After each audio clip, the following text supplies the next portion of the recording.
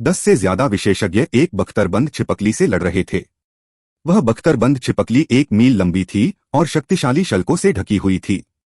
इसकी विशाल पूंछ एक चाबुक की तरह थी जो टकराने पर पहाड़ों को चकनाचूर कर देती थी। यह वास्तव में बेहद आश्चर्यजनक था और इसने उन 10 से ज्यादा विशेषज्ञों को बुरी तरह पीछे हटने पर मजबूर कर दिया। भीषण युद्ध ने पर्वत श्रृंखला में भूभाग को पहले ही बदल दिया था। वे सभी लोग विशेषज्ञों में से विशेषज्ञ थे। वे सभी कम से कम रैंक 2 दिव्य थे और 3 रैंक 3 दिव्य भी थे। उनमें से एक था सिद्धार्थ का पुराना दोस्त ज़ूयू। ज़ूयू 3 अलग अलग रूनों से घिरा हुआ था जो एक प्रचंड आभा छोड़ रहे थे। अपने दम पर ज़ूयू बख्तरबंद छिपकली के ज्यादातर हमलों को रोक रहा था। अन्य 2 रैंक 3 सेलेस्टियल उसे किनारों पर रोकने के प्रभारी थे, जबकि रैंक 2 सेलेस्टियल कभी कभार ही हमला कर सकते थे जब उनके पास कोई मौका होता। लेकिन उनके हमले स्पष्ट रूप से बख्तरबंद छिपकली को ज्यादा नुकसान पहुंचाने में असमर्थ थे। क्या क्या तुम उन्हें पहचानते हो? पूर्वी बंजर भूमि बेल ने पूछा। वे मेरे प्राणघातक शत्रु हैं, सिद्धार्थ ने सिर हिलाया। उसने जल्दी से एक योजना सोची। वरिष्ठ, क्या आप मेरी आभा को छिपाने में सक्षम हैं? इतनी छोटी सी बात भी आसान है। लेकिन क्या तुम उस पर चुपके से हमला करने की योजना बना रहे हो जब मैं तुम्हारी आभा को छिपा लूंगा? मैं तुम्हें चेतावनी दे दूं, वह लंबे बालों वाला आदमी इतना भी आसान नहीं है। वह जन्मजात रैंक 3 सेलेस्टियल है और उसने पहले ही अपने चौथे हेवनली दाओरून को संघनित करना शुरू कर दिया है। एक दिन रैंक 4 सेलेस्टियल बनने की उसकी संभावना व्यावहारिक रूप से 100% है। उस पर सफलतापूर्वक चुपके से हमला करने की तुम्हारी संभावना बहुत कम है। यह बहुत जोखिम भरा है, ईस्टर्न वेस्टलैंड बेल ने चेतावनी दी। सिद्धार्थ मुस्कुराया। कोई बात नहीं। यह मेरा उसके साथ पहली बार सामना नहीं है। पिछली लड़ाई वाकई बहुत दुखद थी, लेकिन इस बार मैं उसके साथ पूरी तरह से लड़ूंगा। पिछली बार उसने बहुत दिखावा किया था। अब समय आ गया है कि मैं अपना बदला लूं। यह सोचकर कि ज़ूयू ने कैसे व्यवहार किया था जैसे कि वह एक सर्वोच्च अधिपति था, जैसे कि वह उसे अपने हाथ की एक लहर से कुचल सकता था, सिद्धार्थ बेहद चिढ़ गया। उसका अपना स्वाभिमान था। इस तरह का अपमान और अवमानना कुछ ऐसी चीजें थीं जो सिद्धार्थ को क्रोधित करती थीं, लेकिन तब उसके पास क्रोधित होने के लिए योग्यता नहीं थी। हालांकि आज अलग होगा। तो क्या आप उस पर छिपकर हमला करने की योजना बना रहे हैं? पूर्वी बंजर भूमि बेल ने पूछा। नहीं, उसके पास इतनी योग्यता नहीं है कि मैं उस पर छिपकर हमला कर सकूं। मैं उसे अपनी असली ताकत से मारना चाहता हूं। इसके अलावा मैं हत्या करने में बहुत अच्छा नहीं हूं। जैसे ही मैं हमला करूंगा, मैं अपनी हत्या की मंशा को छिपा नहीं पाऊंगा और मुझे पहचान लिया जाएगा। हत्या के प्रयास में विफल होना बहुत शर्मनाक है, इसलिए मैं उससे सीधे लड़ना पसंद करूंगा। इस तरह मेरा आत्मविश्वास बढ़ेगा। तो फिर मुझे आपकी आभा क्यों छुपानी है? मेरे पास कुछ और जरूरी काम है जो मैं करना चाहता हूं। उस समय तुम्हें बस मेरे साथ मिलकर काम करना है। सिद्धार्थ शरारती ढंग से हंसा। उसकी आंखों में एक चालाकी भरी चमक चमक रही थी। धमाका! ज़ूयू की काली तलवार ने कवचधारी छिपकली के सिर पर वार किया। उस जबरदस्त बल से उसका सिर जमीन पर जा लगा, जिससे जमीन एक बार फिर धंस गई। सावधान! ज़ूयू अचानक चिल्लाया। सिर जमीन पर धंसने के कारण बख्तरबंद छिपकली की विशाल पूंछ बिना किसी पैटर्न के बेतहाशा झूल रही थी। नतीजतन एक रैंक 2 सेलेस्टियल समय पर चकमा नहीं दे पाया और पूंछ से टकरा गया। एक भयानक शक्ति ने उसे सीधे खूनी धुंध में उड़ा दिया। सिद्धार्थ चौंकने से खुद को नहीं रोक सका। यह बख्तरबंद छिपकली किस स्तर की थी? ऐसा लग रहा था कि मेंग्क्यू के रेडाई सेक्रेड ब्लड फीनिक्स की तुलना में इसमें कोई कमी नहीं थी। वह यह नहीं जानता था कि यह बख्तरबंद छिपकली वास्तव में एक उत्परिवर्तित जादुई जानवर थी। इसकी मूल रक्तरेखा घटिया थी, लेकिन उत्परिवर्तित होने के बाद इसकी युद्ध शक्ति भयानक हो गई थी। इसे 7वें रैंक के जादुई जानवरों में एक अधिपति के रूप में स्थान दिया जा सकता है। इसके तराजू पर उत्परिवर्तित रूनों के साथ यहां तक कि ज़ूयू की तलवार भी इसकी सुरक्षा को भेदने में असमर्थ थी, और ज़ूयू की तलवार एक खजाना वस्तु थी। यह ठीक इसलिए था क्योंकि यह इतना शक्तिशाली था कि ज़ूयू इसे पाकर बहुत खुश हुआ था। वह इसे अपनी मान से बाहर निकालने के लिए बहुत समय बिताने को तैयार था ताकि वह इसे अपने घर के पालतू जानवर के रूप में पकड़ सके। सच तो यह है कि बख्तरबंद छिपकली शक्तिशाली तो थी, लेकिन उसमें एक घातक कमजोरी थी। उसकी आंखों के बीच एक सफेद परत थी। यह परत ड्रैगन के उल्टे परत के समान थी। यह तराजू ही इसका एकमात्र कमजोर बिंदु था। अगर वे अपने हमले उसी पर केंद्रित करते तो इसे मारना बहुत मुश्किल नहीं होता। आखिरकार यह एक जादुई जानवर था जिसका रक्त अशुद्ध था। भले ही इसमें उत्परिवर्तन हुआ हो, यह अपनी जन्मजात कमजोरी को पूरी तरह से मिटाने में सक्षम नहीं था। लेकिन यह ज़ुयू के लिए कुछ बुरा नहीं था। जब वह दूसरों के खिलाफ लड़ता था तो वह उसकी रक्षा के लिए उस तराजू पर खड़ा होता था। तब कोई कमजोरी नहीं होती। दोनों के मिल जाने से वे पंख वाले बाघों की तरह हो जाएंगे। उनकी शक्ति एक बिल्कुल नए स्तर पर पहुंच जाएगी। इसलिए ज़ुयू ने जानबूझकर उस घातक स्थान से परहेज किया। वह शक्ति का उपयोग करके उसे वश में करना चाहता था और फिर एक गुलाम का निशान लगाना चाहता था। अगर वह उसे कमजोर करने के लिए शाप का इस्तेमाल करता है तो एक बार जब वह जबरन गुलाम का निशान लगा देता है तो भी उसे उसकी शक्ति पर यकीन नहीं होता। फिर वह लगातार वापस लड़ने की कोशिश करेगा। अगर उसे युद्ध के दौरान उसे लड़ने से रोकना पड़ा तो उसे पकड़ने का कोई मतलब नहीं होगा। हालांकि अगर वह इसे अपने घर का पालतू बनाने से पहले इसे वश में करने के लिए शक्ति का इस्तेमाल करता है तो ऐसा घर का पालतू डर जाएगा और इसके वापस लड़ने की संभावना कम होगी। उसके बाद कुछ समय के लिए जादुई जानवर के साथ अच्छा व्यवहार करके उसकी सुरक्षा कम करके वे ठीक से एक साथ लड़ सकते हैं। ज़ुयू के रून लड़ते लड़ते बढ़ गए।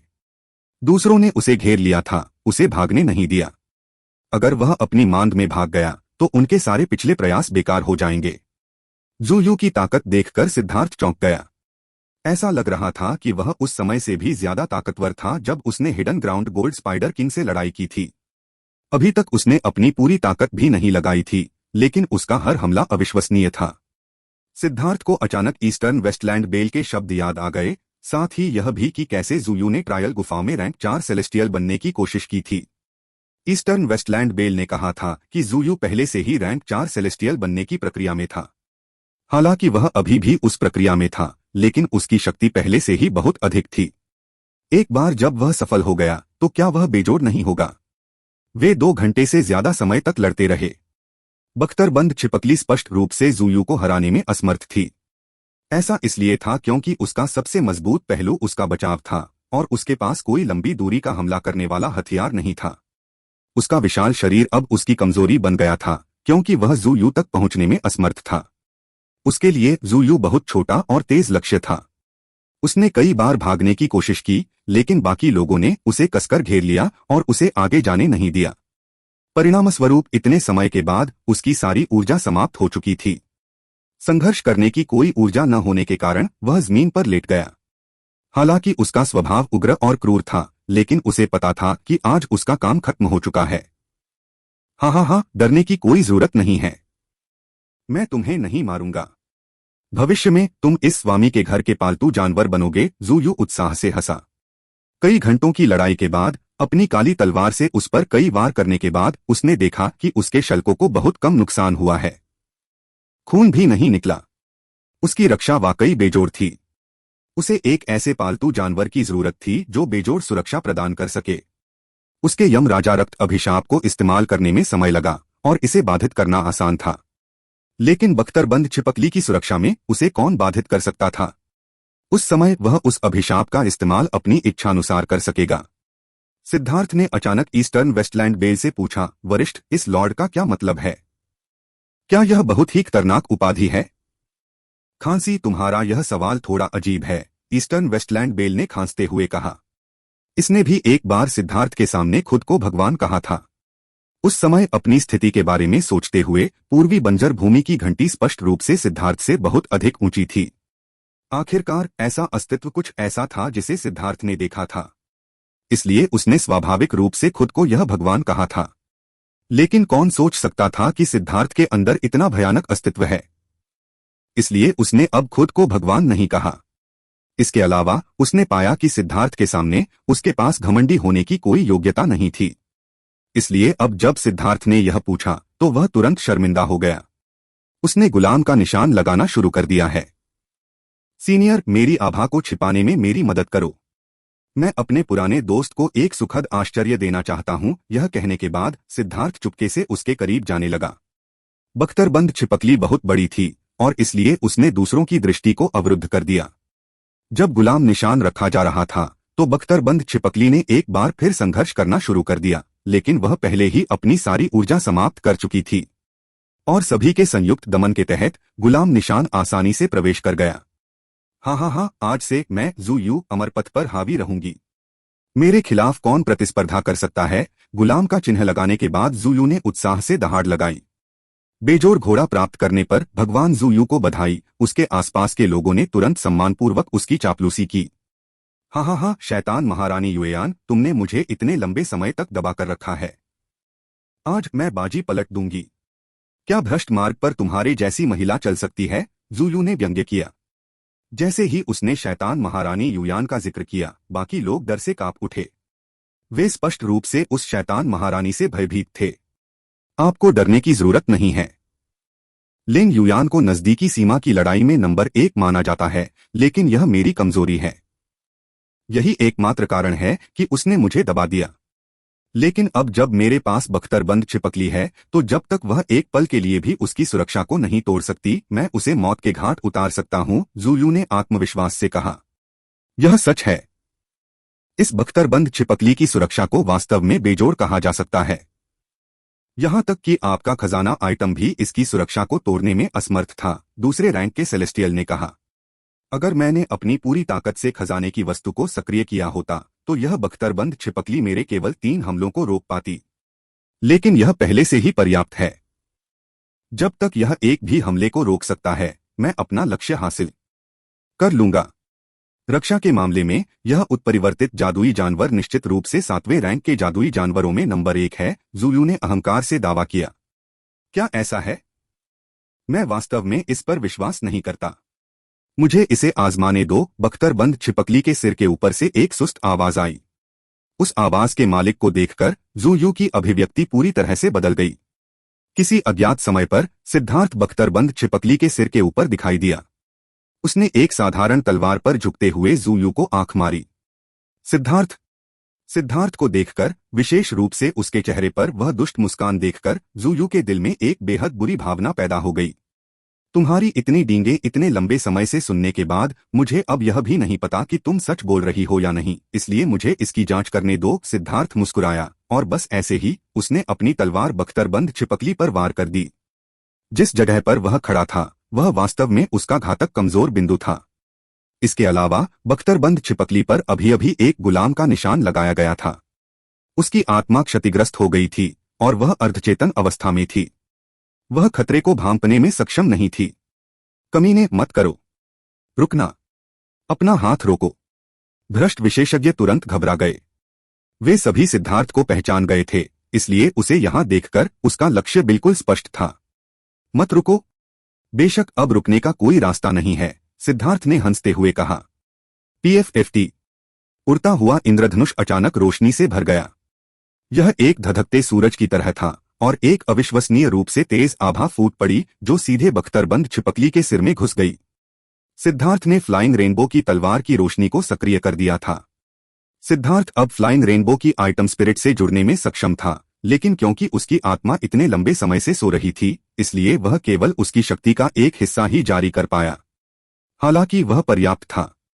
इस हमले ने न केवल बख्तरबंद छिपकली के सिर को छेद दिया, बल्कि इसने सीधे उसके क्रिस्टल कोर को भी चकनाचूर कर दिया। उसका शरीर हिल गया और फिर कभी नहीं हिला।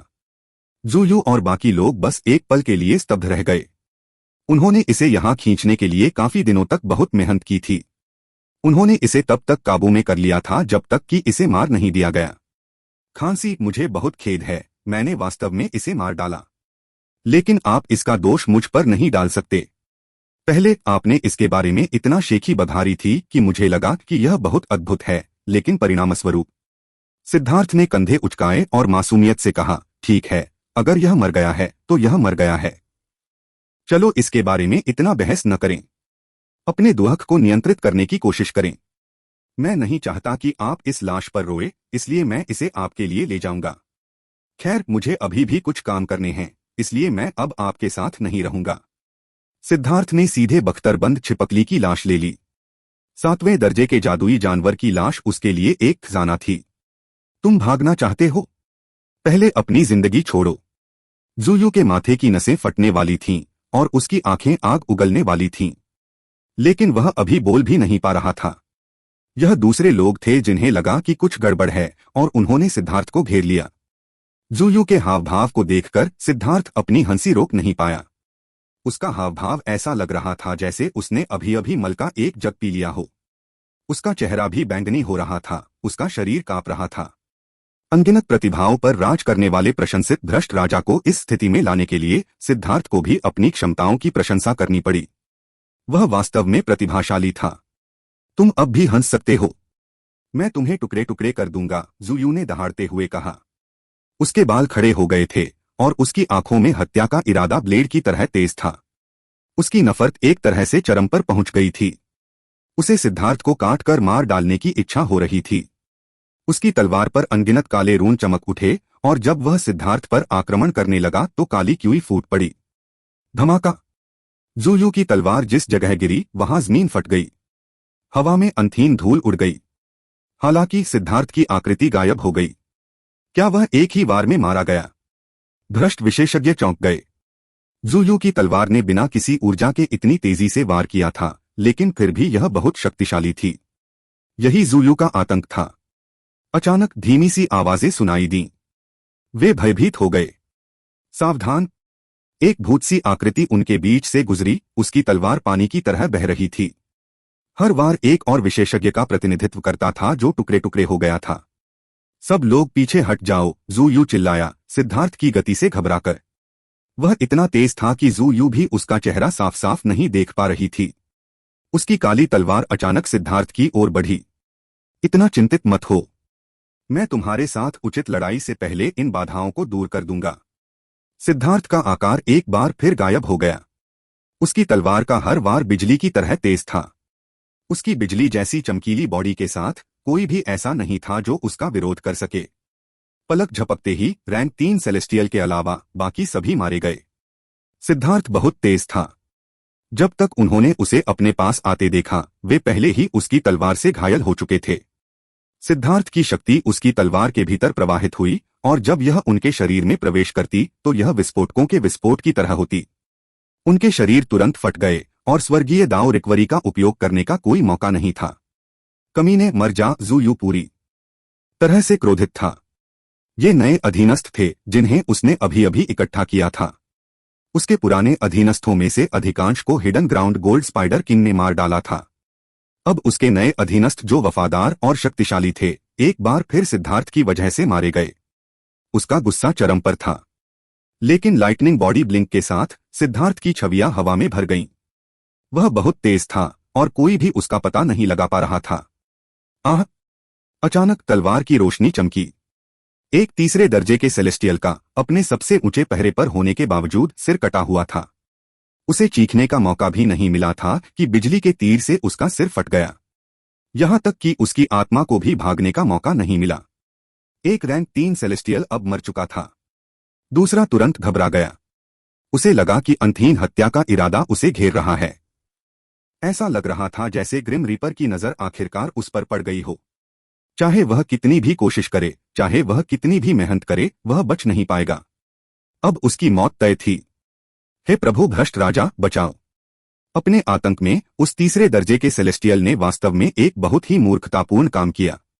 उसने वास्तव में अपना बचाव छोड़ दिया और जूयू की ओर भागना शुरू कर दिया। लेकिन इससे एक रास्ता खुल गया और सिद्धार्थ ने उस पर हमला कर दिया। वह एक ही वार में मारा गया। दुनिया फिर से शांत हो गई। वे छवियां गायब हो गईं और उनकी जगह सिद्धार्थ ने ले ली जो शांति से वहां खड़ा था। उसकी तलवार जमीन की ओर इशारा कर रही थी। उसकी तलवार से खून की एक बूंद गिरी। यह आवाज बहुत हल्की थी, लेकिन यह दर्शाती थी कि एक और तीसरे दर्जे के सेलेस्टियल का जीवन समाप्त हो गया था। सिद्धार्थ ने अपनी तलवार ऊपर उठाई। आदतन उसने अपनी तलवार को अपने कंधे पर लगभग काट ही लिया था, लेकिन उसकी तलवार दोधारी थी और उसे कंधे पर रखना बेहद बेवकूफी थी। अगर वह उसे सपाट तरफ भी रखता तो भी उसे अजीब लगता। यह आत्महत्या की मुद्रा जैसा लगता। सिद्धार्थ को इस तरह की भावना से थोड़ा अपरिचित था। शूयू, पिछली बार हम ट्रायल गुफाओं में असली लड़ाई नहीं कर पाए थे, लेकिन अब तुम अपनी पूरी ताकत लगा सकती हो। मुझे देखना है कि तुम में कितनी क्षमता है। चलो देखते हैं कि क्या यह वैसा ही होगा जैसा तुमने तब कहा था कि अगर मैं पूरी ताकत से भी खेलूं तो भी मैं तुम्हारे साथ 10 बार भी नहीं टिक पाऊंगा। सिद्धार्थ ने अपनी तलवार शूयू की ओर तान दी। यही बात जू यू ने परीक्षण गुफाओं में कही थी। सिद्धार्थ अभी भी उसके लहजे और हाव भाव को नहीं भूला था। उसने उसके शब्दों का जवाब पूरी तरह से दिया। दिव्य अंगूठी 4 सितारा युद्ध कवच 0 कांप उठा। सिद्धार्थ की आभा फूटने पर जमीन फट गई, जिससे स्वर्ग और पृथ्वी का रंग बदल गया। जैसा मैंने सोचा था वैसा ही है। सिद्धार्थ एक साधारण व्यक्ति है। उसे एक महान अस्तित्व द्वारा क्यों चुना जाएगा? आखिर इस दुनिया में क्या हुआ? क्या उस समय वह बात सच में हुई थी? ईस्टर्न वेस्टलैंड बेल ने खुद से सोचा, क्योंकि वह सिद्धार्थ के मन समुद्र से सब कुछ देख रही थी। ज्ञानोदय महल के सितारे ने प्रचंड शक्ति बिखेरी और सिद्धार्थ की आभा अभूतपूर्व स्तर तक बढ़ गई। जू यू का चेहरा अचानक बदल गया। उसने उम्मीद नहीं की थी कि सिद्धार्थ इतना शक्तिशाली होगा। एक भयंकर दहाड़ के साथ उसके पीछे एक विशाल छवि प्रकट हुई। वह छवि एक शैतान के चेहरे की थी। रक्त शैतान का कब्जा। वह शैतानी चेहरा जू यू के शरीर में विलीन हो गया। उसके लंबे बाल तैरने लगे और उसकी आभा भी फूट पड़ी। ऐसा लग रहा था जैसे कोई शैतान राजा पैदा हो गया हो। स्वर्ग को विभाजित करें दो। सिद्धार्थ ने तुरंत अपनी एक बेहतरीन चाल चली। जू यू का सामना करते हुए उसने जरा सी भी लापरवाही बरतने की हिम्मत नहीं की। उसे पूरी ताकत से आगे बढ़ना था। तलवार की रोशनी ने आसमान को चीर दिया और फिर बेरहमी से नीचे गिरा दिया। जू यू को तुरंत एक भयानक आभा ने घेर लिया। अपनी तलवार उठाते समय उसका चेहरा गंभीर था। उसे दोनों हाथों से पकड़े हुए उसकी तीसरी आंख अचानक खुल गई। तलवार में काली रोशनी की एक किरण निकली। उसकी तलवार में जान आ गई।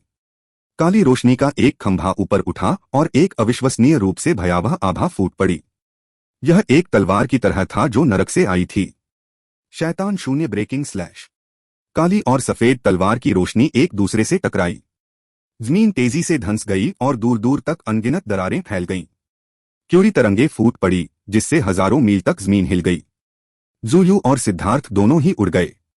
लेकिन जू यू को अचानक लगा कि उसके रोंगटे खड़े हो गए हैं, क्योंकि उसे मौत का एहसास हो रहा था। बिना कुछ सोचे समझे वह एक तरफ हट गया। एक ठंडी तलवार उसके कंधे पर लगी। हालांकि उसकी नोक सिर्फ त्वचा को चीरती हुई आई, लेकिन एक विस्फोटक बल ने उसके कंधे को चकनाचूर कर दिया। खून के फूटने के साथ ही उसका हाथ लगभग उड़ गया। सिद्धार्थ का मूल लक्ष्य जू यू को उसके पहले कदम से मारना नहीं था, बल्कि पहले कदम से होने वाले शॉकवेव पर भरोसा करके लाइटनिंग बॉडी ब्लिंक के साथ अचानक हमला करना था। हालांकि जू यू एक सच्चा विशेषज्ञ था और उसने इसे महसूस किया था। इस हमले ने उसे केवल एक ऐसी चोट दी जो विशेष रूप से गंभीर नहीं मानी जा सकती थी। शैतान की आंख दुनिया को खत्म कर देगी। जू यू की तीसरी आंख अचानक फिर से खुल गई और प्रकाश की एक किरण सिद्धार्थ पर पड़ी। वे दोनों बहुत करीब थे। हालांकि सिद्धार्थ जानता था कि जू यू अपनी तीसरी आंख से हमला कर सकता है, लेकिन यह हमला बहुत अचानक हुआ था। उसके पास बचने का समय नहीं था। सिद्धार्थ की मुट्ठी उस प्रकाश की किरण से टकराने पर बिजली का संचार हुआ। प्रकाश बिखर गया, लेकिन सिद्धार्थ का हाथ भी मांस के गूदे में बदल गया। क्या शक्ति है! सिद्धार्थ चौंक गया। उसने पहले ही अपने वज्रबल से खुद को बचा लिया था, लेकिन इस हमले ने फिर भी उसका हाथ नष्ट कर दिया था। यह जानना जरूरी था कि उसकी वर्तमान शक्ति पहले से कहीं ज्यादा थी। ज्ञानोदय महल सितारा 8वें सितारा परिवर्तन तक पहुंच गया था और उसका भौतिक शरीर बहुत मजबूत हो गया था, इस हद तक कि वह पहले से कई गुना ज्यादा मजबूत हो गया था। लेकिन वह अभी भी घायल था। हालांकि इस तरह की चोट आदिम अराजकता मनका से तुरंत ठीक हो जाती थी। उसने अपनी तलवार को अपनी पीठ के पीछे छिपा लिया और तेजी से हाथ की मुहरें बना ली। डबल ड्रैगन विनाश। एक बिजली और ज्वाला ड्रैगन बाहर आया, जो भयंकर रूप से दहाड़ रहा था। जू यू की अभिव्यक्ति बदल गई। इस हमले की शक्ति कुछ ऐसी थी जिसका उसने व्यक्तिगत रूप से अनुभव किया था। तब भी इसने उसे बहुत परेशानी दी थी। अब सिद्धार्थ इसे पूरी शक्ति से इस्तेमाल कर रहा था और इसकी शक्ति ने उसकी खोपड़ी को सुन्न कर दिया। जू यू ने अचानक एक हड्डी निकाली। वह हड्डी जेड की तरह चमकदार थी, लेकिन उस पर धारियां थीं। उसने एक दुष्ट हवा छोड़ी। यह एक मानव खोपड़ी लग रही थी। जैसे ही यह जू यू के हाथ से छूटी, यह बढ़ने लगी और सैकड़ों मीटर ऊंची हो गई। धमाका! दोनों ड्रैगन खोपड़ी से टकरा गए। खोपड़ी तुरंत टूट गई। उसके बाद अंतहीन शैतान क्यूई एक काले राक्षस में बदल गया जो उनके खिलाफ लड़ा। सिद्धार्थ चौंक गया। यह खोपड़ी वास्तव में एक आत्मा को सील कर रही थी जो लड़ने में सक्षम थी। लेकिन सिद्धार्थ को अभी भी भरोसा था। वह आत्मा भले ही बहुत शक्तिशाली हो, लेकिन उसे ली लॉन्ग और हुओ लॉन्ग ने दबा रखा था। उन्हें कोई खतरा नहीं था। जब तक उन्हें पर्याप्त समय दिया जाता वे उसे हरा सकते थे। सच में ज़ुयू बहुत परेशान था। वह खोपड़ी उसे एक प्राचीन शैतान के कंकाल से मिली थी। उसके अंदर एक छोटी सी आत्मा थी। ज़ुयू ने इसे लगातार जीवित लोगों की आत्माएं खिलाई थीं ताकि यह मजबूत हो जाए। जब तक इसे पर्याप्त आध्यात्मिक शक्ति दी जाती, यह अंततः एक बहुत ही भयानक अस्तित्व बन जाता। लेकिन ऐसी आत्मा को पोषित करना बेहद खतरनाक था। वह निश्चित रूप से उसे खुद से ज्यादा शक्तिशाली नहीं बनने दे सकता था, वरना उसके शरीर पर कब्जा करने का खतरा था। इसलिए एक बार जब वह आत्मा उसकी अपनी शक्ति के काफी करीब पहुंच जाती, तो वह उसे खाना खिलाना बंद कर देता। एक बार जब वह समुद्री विस्तार में पहुंच जाता, तो वह उसे आत्मा खिलाना और उसकी शक्ति बढ़ाना जारी रखता। लेकिन सिद्धार्थ ने जो डबल ड्रैगन विनाश जारी किया था, वह कोई युद्ध कौशल नहीं था। वह अपने भीतर के उन दो अस्तित्वों को स्वतंत्र रूप से हमला करने दे रहा था। भले ही वह उनके पहले हमले को रोक सकता था, वे लगातार उसे उलझाते रहेंगे और सिद्धार्थ की भूत जैसी हरकत कला के साथ उसका जीवन खतरे में पड़ जाएगा। इसलिए यह जानते हुए भी कि यह प्रतिबंधित होगा, ज़ुयू ने ली लॉन्ग और हुओ लॉन्ग को रोकने के लिए फिर भी इस आत्मा का बलिदान कर दिया। यह उसका एकमात्र विकल्प था, अन्यथा वह निश्चित रूप से आज पराजित हो जाता। सिद्धार्थ और ज़ुयू दोनों को ही चौंका देने वाली बात यह थी कि आत्मा सिर्फ एक पल के लिए ही प्रकट हुई थी, फिर एक अजीब ऊर्जा के कारण उसमें विस्फोट हो गया। फिर वह अचानक गायब हो गई। क्या? अभी क्या हुआ? ज़ुयू हैरान थी, अविश्वास से भर गई। सिद्धार्थ के लिए जैसे ही वह स्तब्ध था, उसके दिमाग में ईस्टर्न वेस्टलैंड बेल की आवाज गूंजी। हे, यह बुरा नहीं था। यह काफी पौष्टिक था, भले ही यह बहुत कम था। पूर्वी बंजर भूमि की घंटी के पास अपनी खुद की वस्तुआत्मा थी। इसे आध्यात्मिक अस्तित्व माना जा सकता है, और इतने सालों के बाद यह अपनी सीमा तक पहुंच गई थी।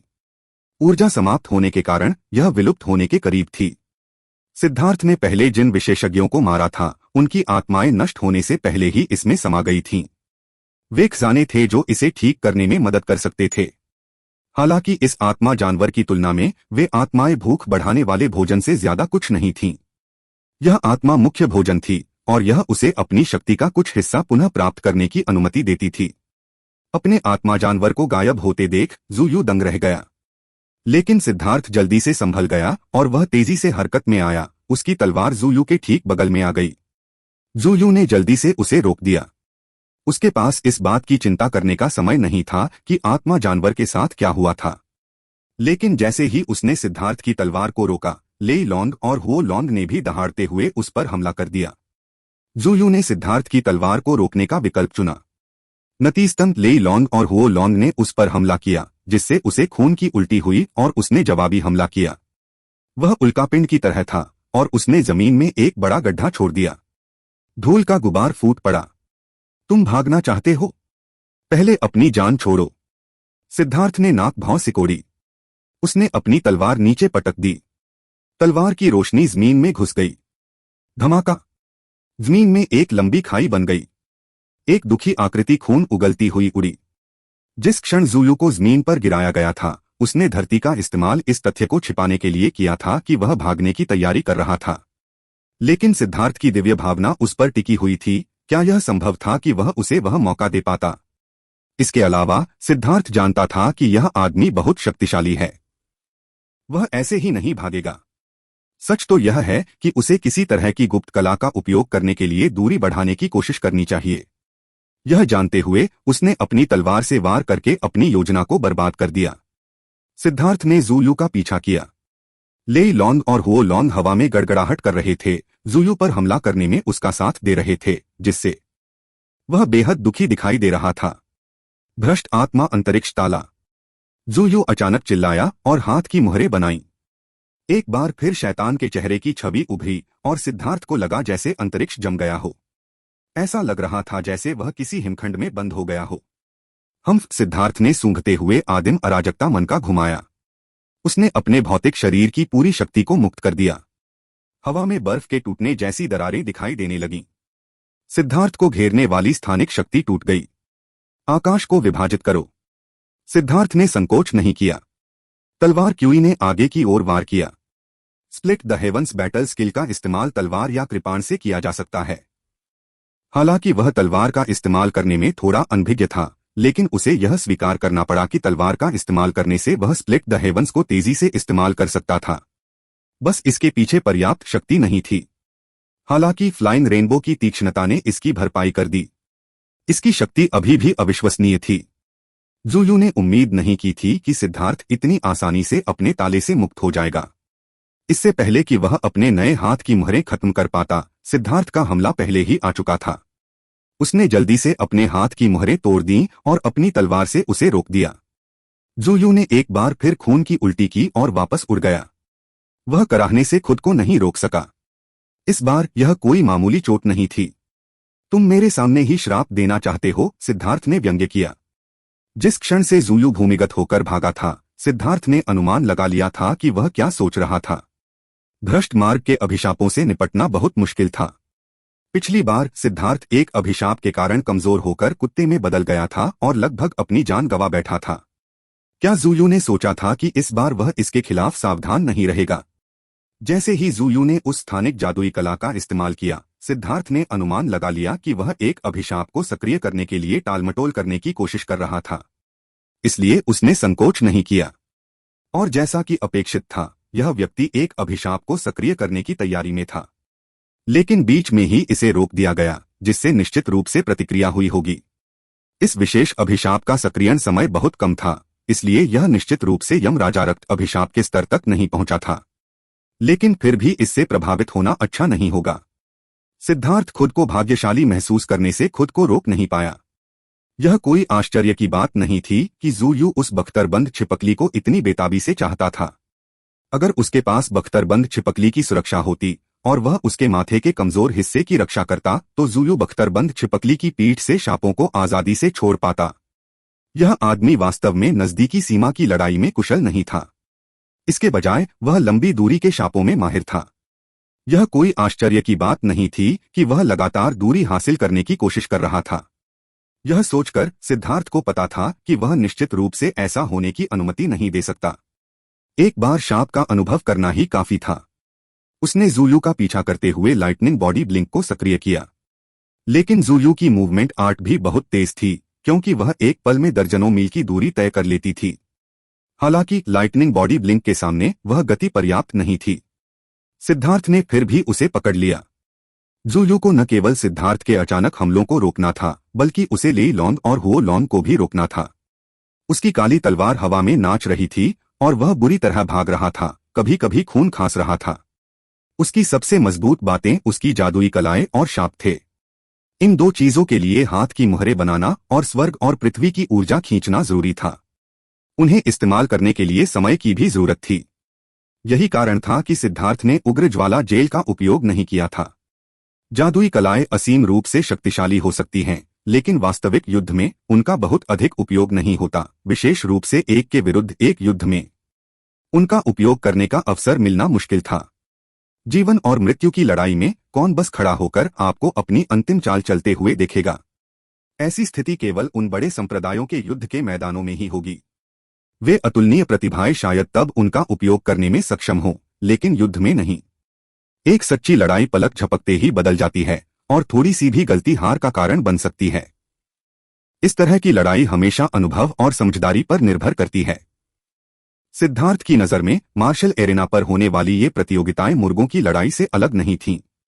वे इस बात पर प्रतिस्पर्धा कर रहे थे कि कौन ज्यादा सजावटी है और किसकी चालें ज्यादा सुंदर लग रही हैं। साफ साफ कहें तो यह एक प्रतियोगिता थी कि कौन ज्यादा बेवकूफ है। हालांकि वर्तमान में उसके पास बढ़त थी, लेकिन थोड़ी सी भी गलती उसे ज़ुयू के श्राप की मार झेलने पर मजबूर कर सकती थी। फिर यह बहुत संभव था कि पूरी स्थिति उलट हो जाए और अंत में मरने वाला वह ही होगा।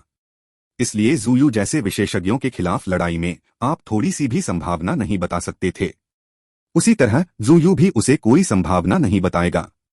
इस तरह की लड़ाई में उस तरह की संभावना लड़ाई के अंत का संकेत देती थी। जब ज़ुयू भागकर लड़ रहा था, तो उसके पास यह स्वीकार करने के अलावा कोई विकल्प नहीं था कि वह नजदीकी सीमा की लड़ाई में सिद्धार्थ का मुकाबला नहीं कर सकता। भागते समय वह एक अवसर की तलाश में था। यह तुम्हारा तथाकथित 10 आदान प्रदान सहन करने में असमर्थ होना है, सिद्धार्थ ने व्यंग्य करते हुए ज़ुयू को भागने पर मजबूर किया। हालांकि उसने फायदा उठाया था, लेकिन वह इस बात से हैरान था कि ज़ुलू कितनी मजबूत थी। इस तरह की स्थिति में भी वह अपनी जान लेने का मौका नहीं ढूंढ पाया। इसके अलावा उसने लालची होने और जबरदस्ती करने की हिम्मत नहीं की। उसे इसे दृढ़ता से लेना था। इस तरह की तेज रफ्तार वाली दौड़ में अगर वह अपनी कोई बेहतरीन चाल चलने की कोशिश करता तो उनके बीच खाई बन जाती। या तो ज़ुलू भाग जाता या फिर वह कोई श्राप दे देता। इसलिए सिद्धार्थ भी मुश्किल स्थिति में था। उसे पीछा करना जारी रखना था और ज़ुलू पर हमला करना था, नहीं तो एक बार जब वह दूरी बढ़ा लेता तो वह खुद ही खतरे में पड़ जाता। सिद्धार्थ की खिल्ली सुनकर ज़ुलू का चेहरा जल उठा। उसके बड़े बड़े शब्दों के बारे में सोचते हुए वे अब उसके चेहरे पर तमाचे की तरह थे। कमीने, तुम मौत को दावत दे रहे हो, ज़ुलू ने दहाड़ते हुए कहा। सिद्धार्थ यह देखकर अवाक रह गया कि इस बेवकूफ ने भागने से पहले कुछ शातिर शब्द कहे थे। सिद्धार्थ ज़ुलू का पीछा कर रहा था। उसकी पीठ पर बिजली के पंख थे और उसके शरीर में बिजली के भंवर थे। उसकी गति ज़ुलू से कहीं ज्यादा थी, लेकिन ज़ुलू ने उसका सामना करने से इनकार कर दिया। जब सिद्धार्थ अपनी शक्तिशाली चालों में से किसी एक का उपयोग करने की कोशिश करता तो ज़ुलू हमेशा उसके ताले से बचने के लिए किसी तरह की गुप्त कला का उपयोग करता। अगर वह अपने प्रतिद्वंद्वी को लॉक नहीं कर पाता तो विफलता की संभावना बहुत अधिक होती। चाहे तकनीक कितनी भी शक्तिशाली क्यों न हो, अगर वह आपके प्रतिद्वंद्वी को मारने में असमर्थ है तो यह बेकार है। वे दोनों एक दूसरे से उलझे हुए थे। वे यात्रा करते हुए लड़ रहे थे। तलवार क्यों उड़ रही थी, पहाड़ ढह रहे थे। यह एक अद्भुत और भव्य दृश्य था। ज़ुलू ने भागने के लिए अपने खजाने की वस्तु को सक्रिय करने की कोशिश की थी, लेकिन सिद्धार्थ ने उसे ऐसा करने का कोई मौका नहीं दिया। इसके अलावा ज़ुलू भी इस तरह से भागने के लिए तैयार नहीं था। वह सिद्धार्थ को मारने का मौका तलाश रहा था। एक पीढ़ी के प्रतिभाशाली व्यक्ति के रूप में वह निश्चित रूप से खुद को इतनी आसानी से पराजित नहीं होने देगा। जब वे दोनों लड़ रहे थे तो उन्होंने खजाने की तलाश कर रहे अनगिनत लोगों को चौंका दिया। वे दोनों टूटते हुए तारों की तरह थे। वे जहां से भी गुजरे हवा में गड़गड़ाहट भर गई और उनके सामने पहाड़ फट गए। यह देखकर उन सभी लोगों के सिर सुन्न हो गए। वे दोनों कौन हैं? यह किस स्तर की लड़ाई है? हे भगवान, क्या यह भ्रष्ट मार्ग का सर्वोच्च विशेषज्ञ भ्रष्ट राजा ज़ुलू नहीं है? ज़ुलू भ्रष्ट मार्ग के शीर्ष दो विशेषज्ञों में से एक बेजोड़ होने का दावा करता है।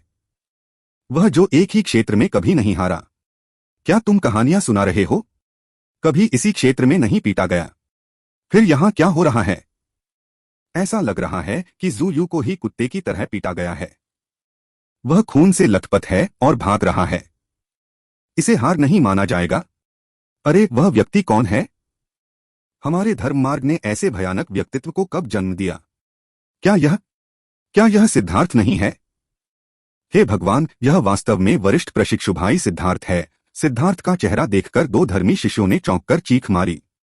वे ज़ुआनटियन दाओ संप्रदाय के अधीनस्थ संप्रदायों के शिष्य थे। प्रवेश करने से पहले उन्होंने सिद्धार्थ को देखा था। उस समय सिद्धार्थ काफी शांत था। शुई गुआनजी और अन्य 4 स्वर्गीय प्रतिभाओं को सुर्खियों में आने देने में पूरी तरह से संतुष्ट था।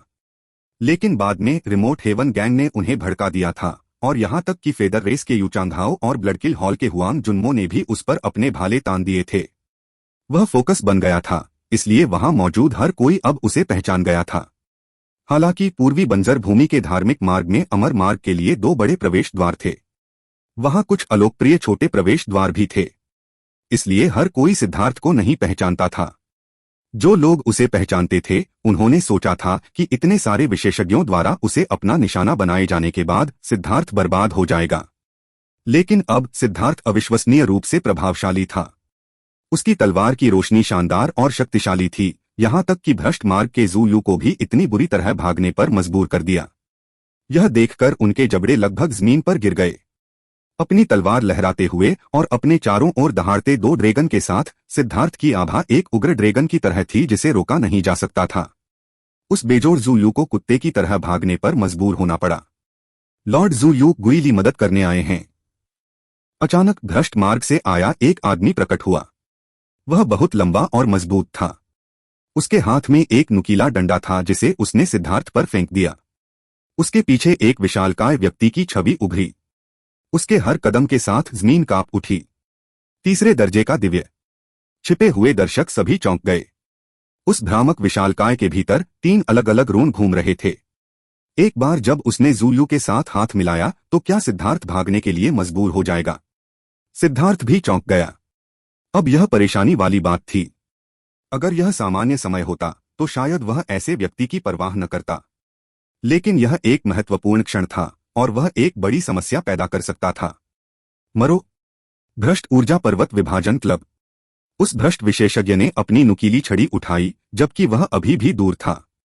पीछे के मायावी विशालकाय ने भी उसकी हरकतों का अनुसरण किया, अपनी नुकीली छड़ी उठाई।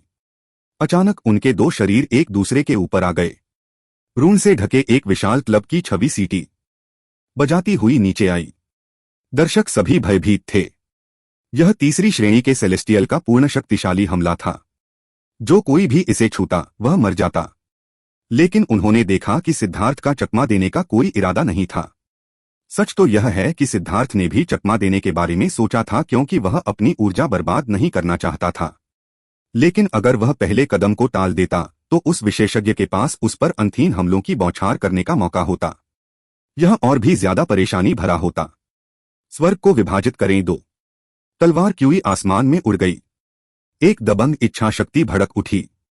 उस पल दुनिया मानो जम गई। धमाका। तलवार गिर गई। लोग केवल आकाश में रून के फटने, जमीन के टूटने और धूल और मिट्टी की अंतहीन लहरों को उड़ते हुए देख पाए। यह वे लोग थे जिनके पास मजबूत साधना आधार थे, वे भयभीत थे। ऐसा इसलिए था क्योंकि वे सबसे पहले यह महसूस करने वाले थे कि क्लबधारी भ्रष्ट विशेषज्ञ की आभा गायब हो गई है। और अब उसकी आभा के गायब होने की केवल एक ही संभावना थी, वह यह कि उसकी हत्या कर दी गई थी।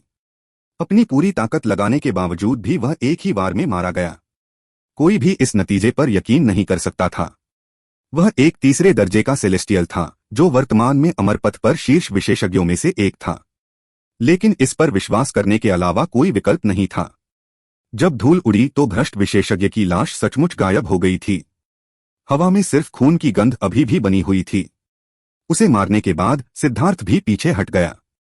ज़ूयू को खुद को दूर रखने के लिए बस इतना ही चाहिए था। लेई लॉन्ग हुओ लॉन्ग, जल्दी से उसे मार डालो। सिद्धार्थ को तुरंत बुरा लगा। उसने जल्दी से लेई लॉन्ग और हुओ लॉन्ग को ज़ूयू पर हमला करने के लिए कहा। अब उसके लिए उस तक पहुंचना बहुत देर हो चुकी थी। ज़ूयू पहले से ही तेजी से हाथ की मुहरें बना रहा था। हाँ, बहुत देर हो चुकी है। अब तुम मर सकते हो। नर्क का जहर अभिशाप। ज़ूयू हंसा। उसे आखिरकार वह अवसर मिल गया था जिसकी उसे तलाश थी। उसकी तीसरी आंख से काला खून टपकने लगा और उसके सामने एक विचित्र छवि प्रकट हुई। पलक झपकते ही धुंध सिद्धार्थ की ओर बढ़ने लगी। वह काली धुंध अनगिनत छोटे छोटे रून थे। जब वे लेई लोंग और हुओ लोंग से गुजरे तो लेई लोंग ने कोई प्रतिक्रिया नहीं की, लेकिन हुओ लोंग के शरीर से काला धुआं निकलने लगा। यह अभिशाप आग से डरता है। सिद्धार्थ यह देखकर खुश हुआ, लेकिन वह लापरवाह होने की हिम्मत भी नहीं कर पाया। वह जानता था कि वे शापित रून बहुत ही दबंग थे। उनमें से जरा सा भी संक्रमित होने पर उसे शापित होना पड़ता। इससे कोई लेना देना नहीं था कि उसे कितने लोगों ने छुआ था। उनकी बहुत बड़ी संख्या सिर्फ सफल होने की संभावना बढ़ाने के लिए थी। अचानक हुओ लांग गायब हो गया और लांग चेन के हाथ में एक विशाल ज्वाला क्षेत्र दिखाई दिया। छोटी बर्फ, लिटिल स्नो सिद्धार्थ के पीछे दिखाई दिया। उसने हवा के ब्लेड का एक गोला फेंका जिसने सिद्धार्थ के ज्वाला क्षेत्र को घेर लिया। वे दोनों एक बार फिर अपने संयुक्त वायुज्वाला हमले को जारी कर रहे थे। धमाका। जब लपटों ने हवा की शक्ति उधार ली तो उनकी सीमा विस्फोटक रूप से बढ़ गई। ज़ूयू के वे काले रून काले धुएं में भस्म हो गए। जैसे ही ज़ूयू ने नर्कज़हर का अभिशाप छोड़ा, उसने नए हाथ मोरों का निर्माण शुरू कर दिया। नर्कज़हर का अभिशाप सिर्फ एक जलन पैदा करने वाला था। इससे व्यक्ति के खून में जहरीले कीड़े पैदा हो जाते थे। यह उस खून को पी जाता था और फिर शरीर के अंदर परजीवी बन जाता था। लेकिन इस तरह का अभिशाप केवल औसत विशेषज्ञों को ही प्रभावित कर सकता था। ज़ूयू को इस अभिशाप के बारे में कोई उम्मीद नहीं थी कि यह सिद्धार्थ को रोक देगा। वह बस इतना चाहता था कि यह कुछ समय के लिए रुक जाए। जब सिद्धार्थ उन रूनों को मिटा देगा तो वह अपना दूसरा अभिशाप जारी कर देगा। जैसे ही ज़ूयू अपना दूसरा श्राप देने वाला था, लेई लॉन्ग उसके पास आ गया। उसने उस पर पागलपन से हमला किया और ऐसा किया कि वह हाथ की मुहरें पूरी नहीं कर पाया। अपने क्रोध में उसने अपने चारों ओर एक अवरोध बनाने के लिए अपनी मूल रूनिक ऊर्जा को खर्च कर दिया। इसने अस्थायी रूप से लेई लॉन्ग को रोक दिया, जबकि वह हाथ की मुहरें बनाना जारी रखता था। जब सिद्धार्थ ने पवनज्वाला संयोजन हमला जारी किया तो ज़ुयू अपने दूसरे हमले के अंतिम चरण में पहुंच गया था। उसके शरीर के सामने एक रक्तलाल रून प्रकट हुआ और उसमें एक अत्यंत संक्षारक आभा थी। यह एक अत्यंत शक्तिशाली कमजोर करने वाला अभिशाप था और सिद्धार्थ को जो अभिशाप मिला था उससे कहीं ज्यादा शक्तिशाली था। एक बार सिद्धार्थ को लगा तो वह कुत्ते से भी कमजोर हो जाएगा। हालांकि इस अभिशाप को सक्रिय होने में बहुत समय लगा। वह समय ही था जो नर्क के जहर के अभिशाप ने उसके लिए खरीदा था। अब तुम मर सकते हो। नर्क रक्त ज़ुयू ने चिल्लाते हुए उसके सामने रून को आगे धकेल दिया। पीएफएफटी। लेकिन इससे पहले कि वह रून उड़ पाता, ज़ुयू की पीठ पर एक ठंडी रोशनी चमकी। उसकी गर्दन सीधे कट गई। साथ ही उसने उसके अभिशाप को भी समाप्त कर दिया। तुम्हें अब सचमुच मर जाना चाहिए, सिद्धार्थ ने नाक भौं सिकोड़ी। अभी तो यह वाकई बहुत खतरनाक था। अगर वह जरा भी धीमा होता तो परिणाम भयानक होते। सौभाग्य से वह बच गया। ज़ुयू का सिर काटने के बाद सिद्धार्थ ने बिना किसी हिचकिचाहट के ज़ुयू के सिर पर वार किया। वह उसे पूरी तरह से मार देगा। सपने देखते रहो। रक्त बलिदान भूत तलवार। ज़ुयू ने गुस्से से दहाड़ लगाई। तुरंत उसकी काली तलवार उसके सामने प्रकट हुई और उसने तुरंत ज़ुयू के सारे खून को सोख लिया। भनभनाना। काली तलवार तेजी से 300 मीटर लंबी हो गई। जैसे ही वह सिद्धार्थ पर वार करने लगी, उसमें से एक भयावह आभा फूट पड़ी। सिद्धार्थ चौंक गया। उसे नहीं पता था कि ज़ुयू ने यह कैसे किया, लेकिन उसने वास्तव में अपने खजाने की वस्तु की शक्ति को सक्रिय कर दिया था। यह कल्पना से परे था। यह जानना जरूरी था कि खजाने की वस्तुएं पूर्वजों के लिए हथियार थीं। हालांकि उनके जैसे लोग उनका इस्तेमाल करने में सक्षम थे, लेकिन वे खजाने की वस्तु की असली शक्ति को सामने लाने में असमर्थ थे। वह शक्ति उनके नियंत्रण से परे थी। विशाल काली तलवार घूमती हुई काली क्यूई से घिरी हुई थी। उसमें से लाखों भूतों की चीखें जैसी आवाजें आ रही थीं। इस तलवार ने सिद्धार्थ की जान मांगी। यह अपरिहार्य था। सिद्धार्थ ने कभी नहीं सोचा था कि ज़ुयू के पास ऐसी चाल होगी। सच में यह तुरुप का पत्ता कुछ ऐसा था जिसका ज़ुयू कभी इस्तेमाल नहीं करेगा जब तक कि उसके पास कोई विकल्प न हो। उसने अपने खजाने की वस्तु की शक्ति को सक्रिय करने के लिए अपने खून का बलिदान दिया था। अब उसके पास कोई विकल्प नहीं था, या वह मर जाएगा। जैसे ही सिद्धार्थ खजाने की वस्तु के हमले का सामना कर रहा था, उड़ता हुआ इंद्रधनुष अचानक उसके हाथ से छूट गया। यह इंद्रधनुषी रोशनी में बदल गया जो काली तलवार पर वार कर रही थी। धमाका। दो विशाल ब्लेड आपस में टकरा गए। जब वे दो विशाल ब्लेड आपस में टकराए तो पूरी दुनिया अंधकारमय हो गई। ऐसा इसलिए हुआ क्योंकि उस टक्कर के कारण स्वर्ग और पृथ्वी ने अपनी सारी रोशनी खो दी थी। हजारों मील तक कोई आवाज नहीं थी। सिद्धार्थ भयभीत था। अभी तक उसने कुछ भी नहीं किया था। ऐसा लग रहा था जैसे फ्लाइंग रेनबो को उकसाया गया हो और उसने प्रतिक्रिया में अपने आप अपनी शक्ति जारी कर दी हो। जहां तक ज़ुयू का सवाल है, उसका सिर पहले ही उसके शरीर से जुड़ चुका था। वह भी डर से ऊपर देख रहा था। उसने कभी नहीं सोचा था कि सिद्धार्थ बिना किसी बलिदान के खजाने की वस्तु की शक्ति को सक्रिय कर सकता है। यह जानना जरूरी था कि जब सिद्धार्थ ने अपनी काली तलवार की शक्ति को सक्रिय करने के लिए उसका सिर काटा था, तब उसने सारा खून त्याग दिया था। यह काली तलवार भ्रष्ट पथ के खजाने की वस्तुओं में से एक थी। ज़ुयू कई सालों से इसे पोषित कर रहा था, लेकिन फिर भी उसे इसे सक्रिय करने के लिए अपने सार रक्त का त्याग करना पड़ा। एक खजाने की वस्तु की अपनी वस्तुआत्मा, अपनी बुद्धि, साथ ही साथ अपना गौरव भी होता है। तर्क के अनुसार कम से कम समुद्री विस्तार तक पहुंचने के बिना खजाने की वस्तु को सक्रिय करने का कोई तरीका नहीं था। लेकिन इस दुनिया में हर तरह की गुप्त कलाएं थीं। उदाहरण के लिए ज़ुयू ने अपने ट्रेजर आइटम के साथ एक अनुबंध किया था। ट्रेजर आइटम को लगा कि उसका मालिक थोड़ा कमजोर है, लेकिन यह उसके सार रक्त पर निर्भर था, इसलिए वह उसके आदेशों को सुनने के लिए तैयार था। लेकिन ज़ुयू ने इस हमले को सक्रिय करने के लिए अभी भी भारी कीमत चुकाई थी। उसका अधिकांश सार रक्त अभी चूसा गया था। दूसरी ओर सिद्धार्थ ने कुछ भी बलिदान नहीं किया था, लेकिन उस तलवार ने स्वेच्छा से उसके लिए लड़ने के लिए अपनी शक्ति जारी की थी। इस तरह का व्यवहार बेहद अलग था। हवा में असीम शक्ति टकरा रही थी। दर्शक सभी भयभीत हो गए। ऐसा लग रहा था मानो दुनिया का अंत हो गया हो। वे जल्दी जल्दी भागने लगे। धमाका। दोनों पत्तियों में सूरज से भी ज्यादा तेज रोशनी थी। दोनों पत्तियों के बीच से एक भयानक ऊर्जा निकल रही थी। रोशनी तेजी से बढ़ रही थी। उस रोशनी के सामने पहाड़ तुरंत ही उड़कर चूर चूर हो गए। कुछ नजदीकी विशेषज्ञों को खूनी धुंध में उड़ने से पहले आवाज करने का भी मौका नहीं मिला। दो खजाने की वस्तुओं ने अपनी शक्ति जारी कर दी थी। हजारों मील के भीतर सब कुछ नष्ट हो गया था और जिस चीज पर भी प्रकाश पड़ा वह नष्ट हो गई थी। यहां तक कि सिद्धार्थ भी बेतहाशा खून की उल्टी कर रहा था। उसे ऐसा लग रहा था जैसे उसका शरीर टुकड़े टुकड़े हो रहा है। वह हैरान था। क्या यह खजाने की वस्तु की असली शक्ति थी? यह वाकई बहुत भयानक था। यह अच्छी बात थी कि उसके पास आदिम अराजकता वाला स्थान था। उसकी चोटें तेजी से ठीक हो रही थीं।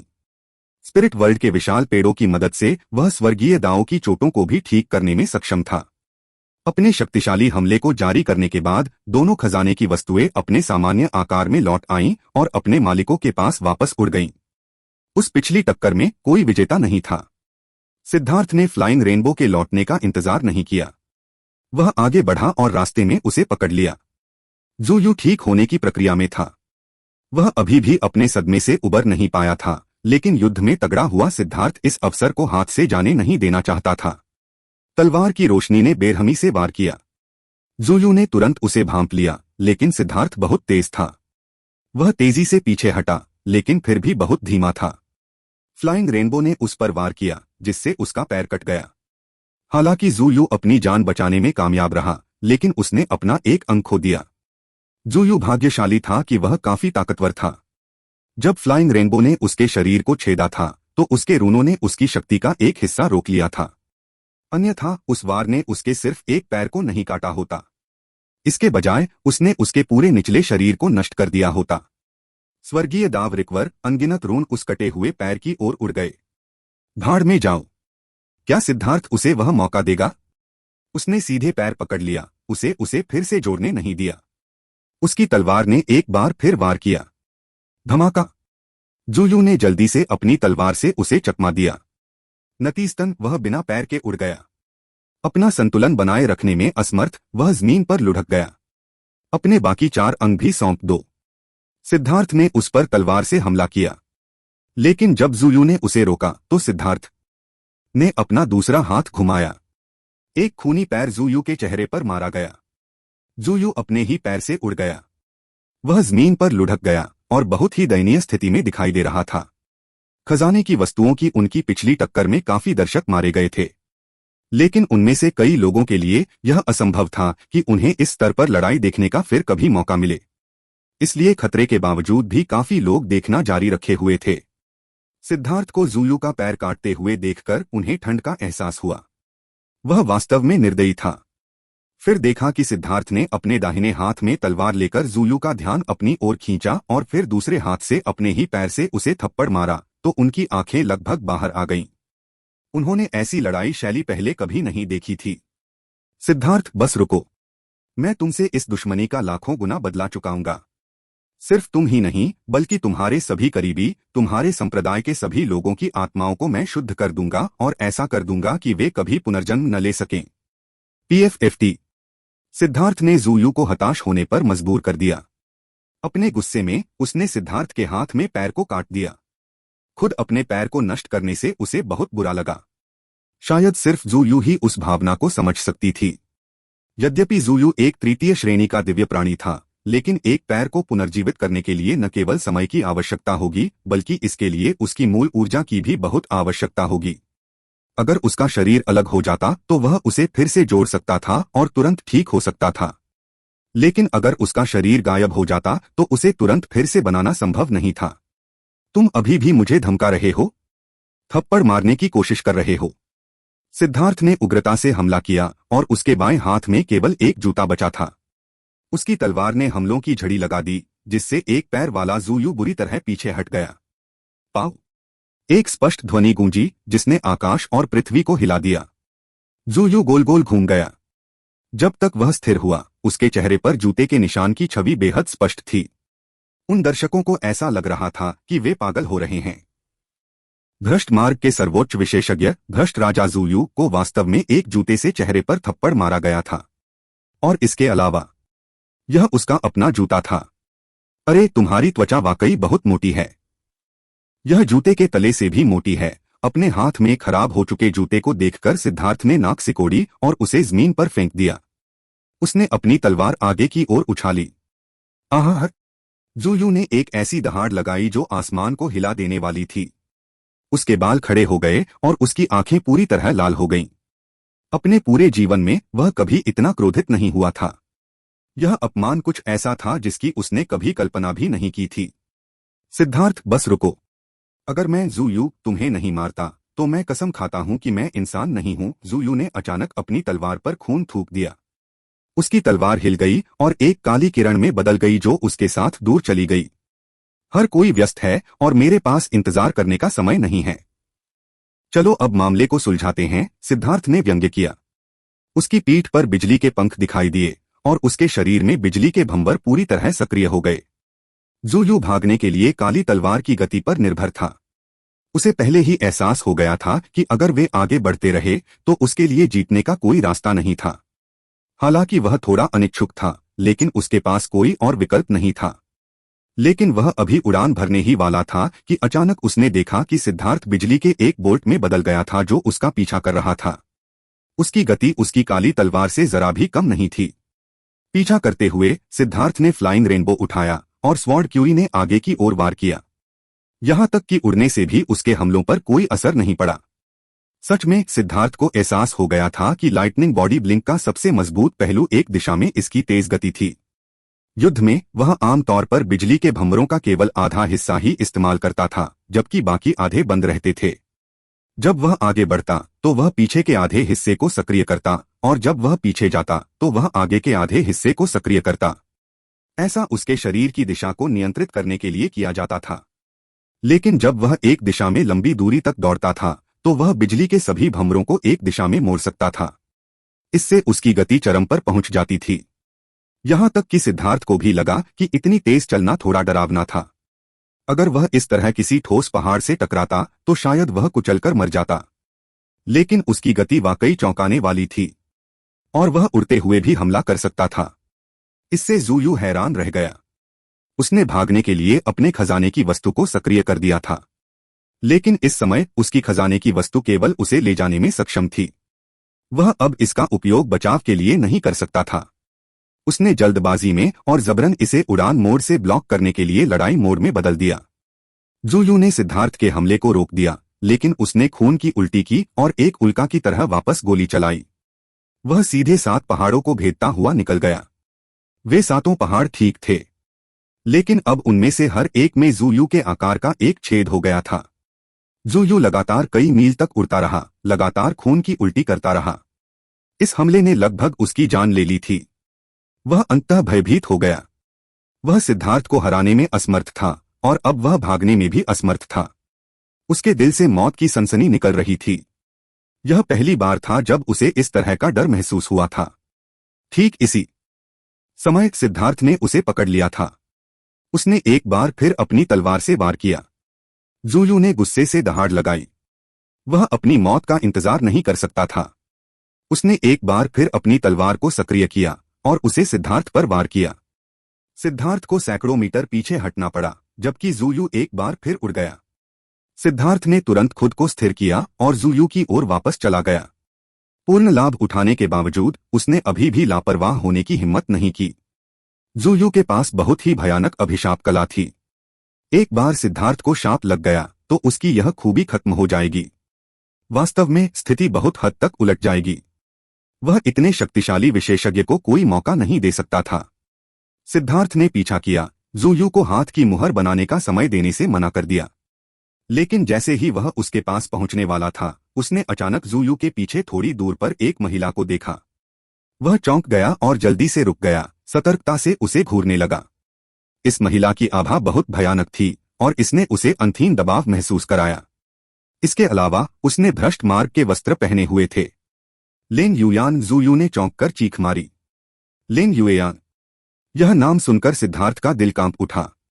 उसने देखा कि इस महिला ने लाल रंग का स्किनटाइट लबादा पहना हुआ था, जिससे उसके सारे शरीर के वक्र दिख रहे थे।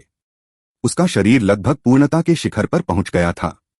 उसके लंबे बाल स्वाभाविक रूप से उसकी कमर तक गिर रहे थे। वह सुंदर चेहरा एक दोषरहित जेड की तरह था। लेकिन उस जेड में अंधीन बर्फ थी। उसके बारे में सबसे अविस्मरणीय बात उसकी समुद्र नीली आंखों की जोड़ी थी। वे नीलम की तरह थे, फिर भी रात के आसमान में सितारों की तरह थे। वे आंखें इतनी खूबसूरत थीं कि किसी व्यक्ति की आत्मा को चुरा सकती थीं। हालांकि वे खूबसूरत आंखें चरम सीमा तक डरावनी थीं। उनमें से अंधहीन हत्या की मंशा बह रही थी। जूयू ने जब लेंग युयान को देखा तो उसका चेहरा कागज की तरह पीला पड़ गया। उसकी आंखों में अंधहीन भय भरा हुआ था और वह जल्दी से उससे दूर भाग गया। एक तलवार म्यान से बाहर निकली। ऐसा लगा जैसे बिजली का एक बोल्ट अंतरिक्ष में धुआंधार वार करते हुए जूयू तक पहुंच गया हो। यह देखकर सिद्धार्थ अचंभित रह गया। क्या हो रहा था? लेंग युयान की तलवार के एक वार ने जूयू के चारों ओर की पूरी जगह को सील कर दिया। उसने इतनी तेजी से वार किया था कि सिद्धार्थ को भी नहीं पता था कि वह कैसे आगे बढ़ी। उसकी तलवार की रोशनी एक पल में जूयू तक पहुंच गई। जूयू तैयार था और जैसे ही उसने लेंग युयान को देखा वह भाग गया, लेकिन जब उसने अपनी तलवार से उसे रोकने की कोशिश की तब भी वह लेंग युयान की राक्षसी गति का सामना करने में असमर्थ था। उसका दूसरा पैर उसके शरीर से अलग हो गया। तुम कुतिया लेंग युयान, और तुम कमीने सिद्धार्थ, बस रुको। शैतान की आंख से खून निकल जाएगा। जूयू ने गुस्से से दहाड़ लगाई। उसकी तीसरी आंख खुली और उसमें से काला खून बह निकला। वह खून रूनों में बदल गया जो उसके चारों ओर लिपट गए। अंतरिक्ष मुड़ गया और बस ऐसे ही वह सिद्धार्थ और लेंग युयान की नजरों से बच निकला। यह जूयू की जीवन रक्षक तकनीक थी। वह आसानी से इसका इस्तेमाल नहीं करेगा क्योंकि इससे उसकी शैतानी आंख को बहुत ज्यादा चोट लग सकती है। वास्तव में इसके परिणाम स्थायी हो सकते हैं, लेकिन उसके पास कोई दूसरा विकल्प नहीं था। यह देखकर कि जूयू इस तरह की स्थिति में भी बच निकलने में सक्षम थी, सिद्धार्थ थोड़ा शक्तिहीन महसूस कर रहा था। इस स्तर के लोगों से निपटना वास्तव में आसान नहीं था। वे सभी तरह की तरकीबें अंतहीन रूप से इस्तेमाल करते थे। एकमात्र चीज जो उसे समझ में नहीं आ रही थी वह यह थी कि भ्रष्ट राजा जूयू और शैतान महारानी लेंग युयान एक दूसरे को देखते ही कैसे लड़ेंगे। क्या वे भ्रष्ट मार्ग के शीर्ष विशेषज्ञ नहीं थे? लेंग युयान स्पष्ट रूप से जूयू की जान लेने का इरादा रखता था। जैसे ही वह इस बात से हैरान हुआ उसने लेंग युयान को धीरे धीरे पीछे मुड़ते देखा, जैसे कि जूयू का बच निकलना उसकी उम्मीदों से थोड़ा भी अलग नहीं था। उसकी नीलम जैसी आंखें बर्फीली रोशनी से चमक रही थीं। उन आंखों से देखने पर सिद्धार्थ को ऐसा लग रहा था जैसे उसके सारे राज खुल गए हों। उसे बस अपनी ओर देखते देखकर उसके रोंगटे खड़े हो गए। क्या यह धमकाने की चाल थी? लेंग युयान ने सिद्धार्थ को देखा और सिद्धार्थ ने लेंग युयान को देखा।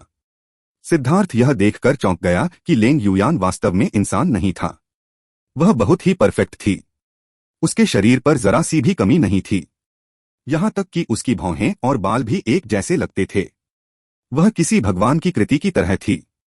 लेकिन इस अविश्वसनीय रूप से खूबसूरत महिला के पास एक भयानक आभा थी। उसे देखते समय किसी को भी कोई सौहार्द महसूस नहीं होता था। ऐसा लगता था कि वे मृत्यु की देवी को देख रहे थे जो उनकी जान ले लेगी। अब जब लेंग युयान पीछे मुड़ा था तभी सिद्धार्थ ने उसकी तलवार देखी। वह सफेद जेड की तरह चमक रही थी। यह वास्तव में एक हड्डी की तलवार थी। यह अज्ञात था कि वह हड्डी किसी इंसान की थी या किसी जादुई जानवर की। उसने ऐसी दुष्ट हवा छोड़ी मानो वह नरक से आई हो और दूसरे लोगों की आत्माओं को खाने के लिए प्यासी हो। सिद्धार्थ ने जल्दी से लेंग युयान के पूरे शरीर को देखा, लेकिन लेंग युयान अभी भी बिना कुछ बोले सिद्धार्थ को देख रहा था। क्या वह जिद के मामले में प्रतिस्पर्धा करने की कोशिश कर रही थी? सिद्धार्थ का ध्यान बढ़ा हुआ था। लेंग युयान जूयू से भी ज्यादा भयानक विशेषज्ञ थी, या जूयू उससे इतनी भयभीत नहीं होती। लेंग युयान सिद्धार्थ को देखता रहा और वह भी उसे देखता रहा, लेकिन उस तनावपूर्ण माहौल को सहना मुश्किल था। हालांकि उसकी प्रतिद्वंद्वी एक बेमिसाल सुंदरता थी, लेकिन वह उसे एक महिला के रूप में नहीं देख सकता था। वह निश्चित रूप से एक दुष्ट चरित्र थी। सिद्धार्थ ने कुछ नहीं कहा। यह एक मौन प्रतियोगिता थी। जो भी पहले अधीर हो जाएगा वह नुकसान में आ जाएगा। आप शैतान महारानी लेंग युयान हैं, पूरी तरह से सतर्क। सिद्धार्थ ने अंत में अपना मुंह खोला। इस तरह चुप रहना कोई समाधान नहीं था। लेंग युयान भावशून्य था। सिद्धार्थ को लगा जैसे उसके वस्त्र को कोई देख रहा है। उसकी नजर आसानी से उसे भेद सकती थी। क्या तुम गूंगी हो? सिद्धार्थ ने भौहें सिकोड़ी। लेकिन इस तरह के उकसावे से भी लेंग युयान में कोई उतार चढ़ाव नहीं आया। वह आपके बाहरी रूप से आपकी कमजोरियों और आदतों का अनुमान लगा रही है। अगर आप पहल नहीं करेंगे तो उसका पहला हमला आपकी जान ले लेगा, ईस्टर्न वेस्टलैंड बेल ने कहा। क्या? यह कैसे संभव हो सकता है? वह जिस साधना तकनीक का प्रशिक्षण लेती है वह बाकी सभी से अलग है। उसकी उन आंखों को शून्य भेदी आंखें कहा जाता है। यह नाम इसलिए पड़ा क्योंकि वे सभी शून्यता, सभी झूठों को देख पाती हैं। आपकी मुद्रा, आपकी हरकतों, तलवार पकड़ने के तरीके, सांस लेने के तरीके, आपकी आंखों और यहां तक कि आपकी मांसपेशियों की नसों के जरिए वह आपकी आदतों की गणना करने और आपकी घातक कमजोरियों का पता लगाने में सक्षम है, ईस्टर्न वेस्टलैंड बेल ने कहा। सिद्धार्थ का दिल धड़क उठा। उसने उम्मीद नहीं की थी कि लेंग युयान इतना भयानक होगा। अगर ईस्टर्न वेस्टलैंड बेल की चेतावनी न होती तो उसे एहसास भी नहीं होता कि वह पहले से ही एक असुविधाजनक स्थिति में था। उसने तुरंत पहल की। मार्शल हेवन कॉन्टिनेंट की पौराणिक दिव्य वस्तुओं में से एक होने के नाते वह जानता था कि ईस्टर्न वेस्टलैंड बेल उसे इस तरह से धोखा नहीं देगी। इसके अलावा वह अधिक से अधिक असहज महसूस कर रहा था, जैसे कि खतरा करीब आ रहा था। उसकी तलवार आगे की ओर कट गई। लेंग युयान भी आगे बढ़ी, उसकी हड्डी की तलवार आगे की ओर बढ़ रही थी। उसकी गति अविश्वसनीय थी।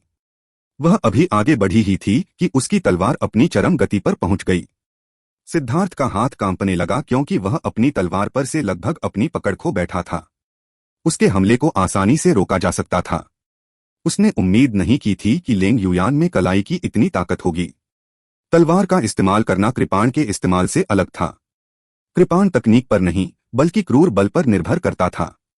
यह पूरे शरीर की शक्ति को मुक्त करने के लिए हाथ का उपयोग करने पर निर्भर करता था।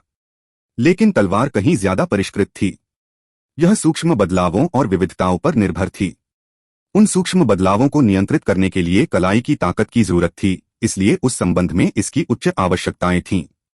हालांकि सिद्धार्थ अब तलवार का इस्तेमाल कर रहा था, लेकिन सच तो यह है कि वह सिर्फ अपनी कृपाण तकनीक का इस्तेमाल कर रहा था। उसकी कलाई की ताकत भले ही मजबूत हो, लेकिन उसे उन सूक्ष्म बदलावों को नियंत्रित करने के बारे में कुछ भी नहीं पता था। नतीजतन वह पहली मुठभेड़ में तुरंत हार गया। अपनी तलवार को रोके जाने के बाद सिद्धार्थ को तुरंत पता चल गया कि स्थिति खराब हो गई है।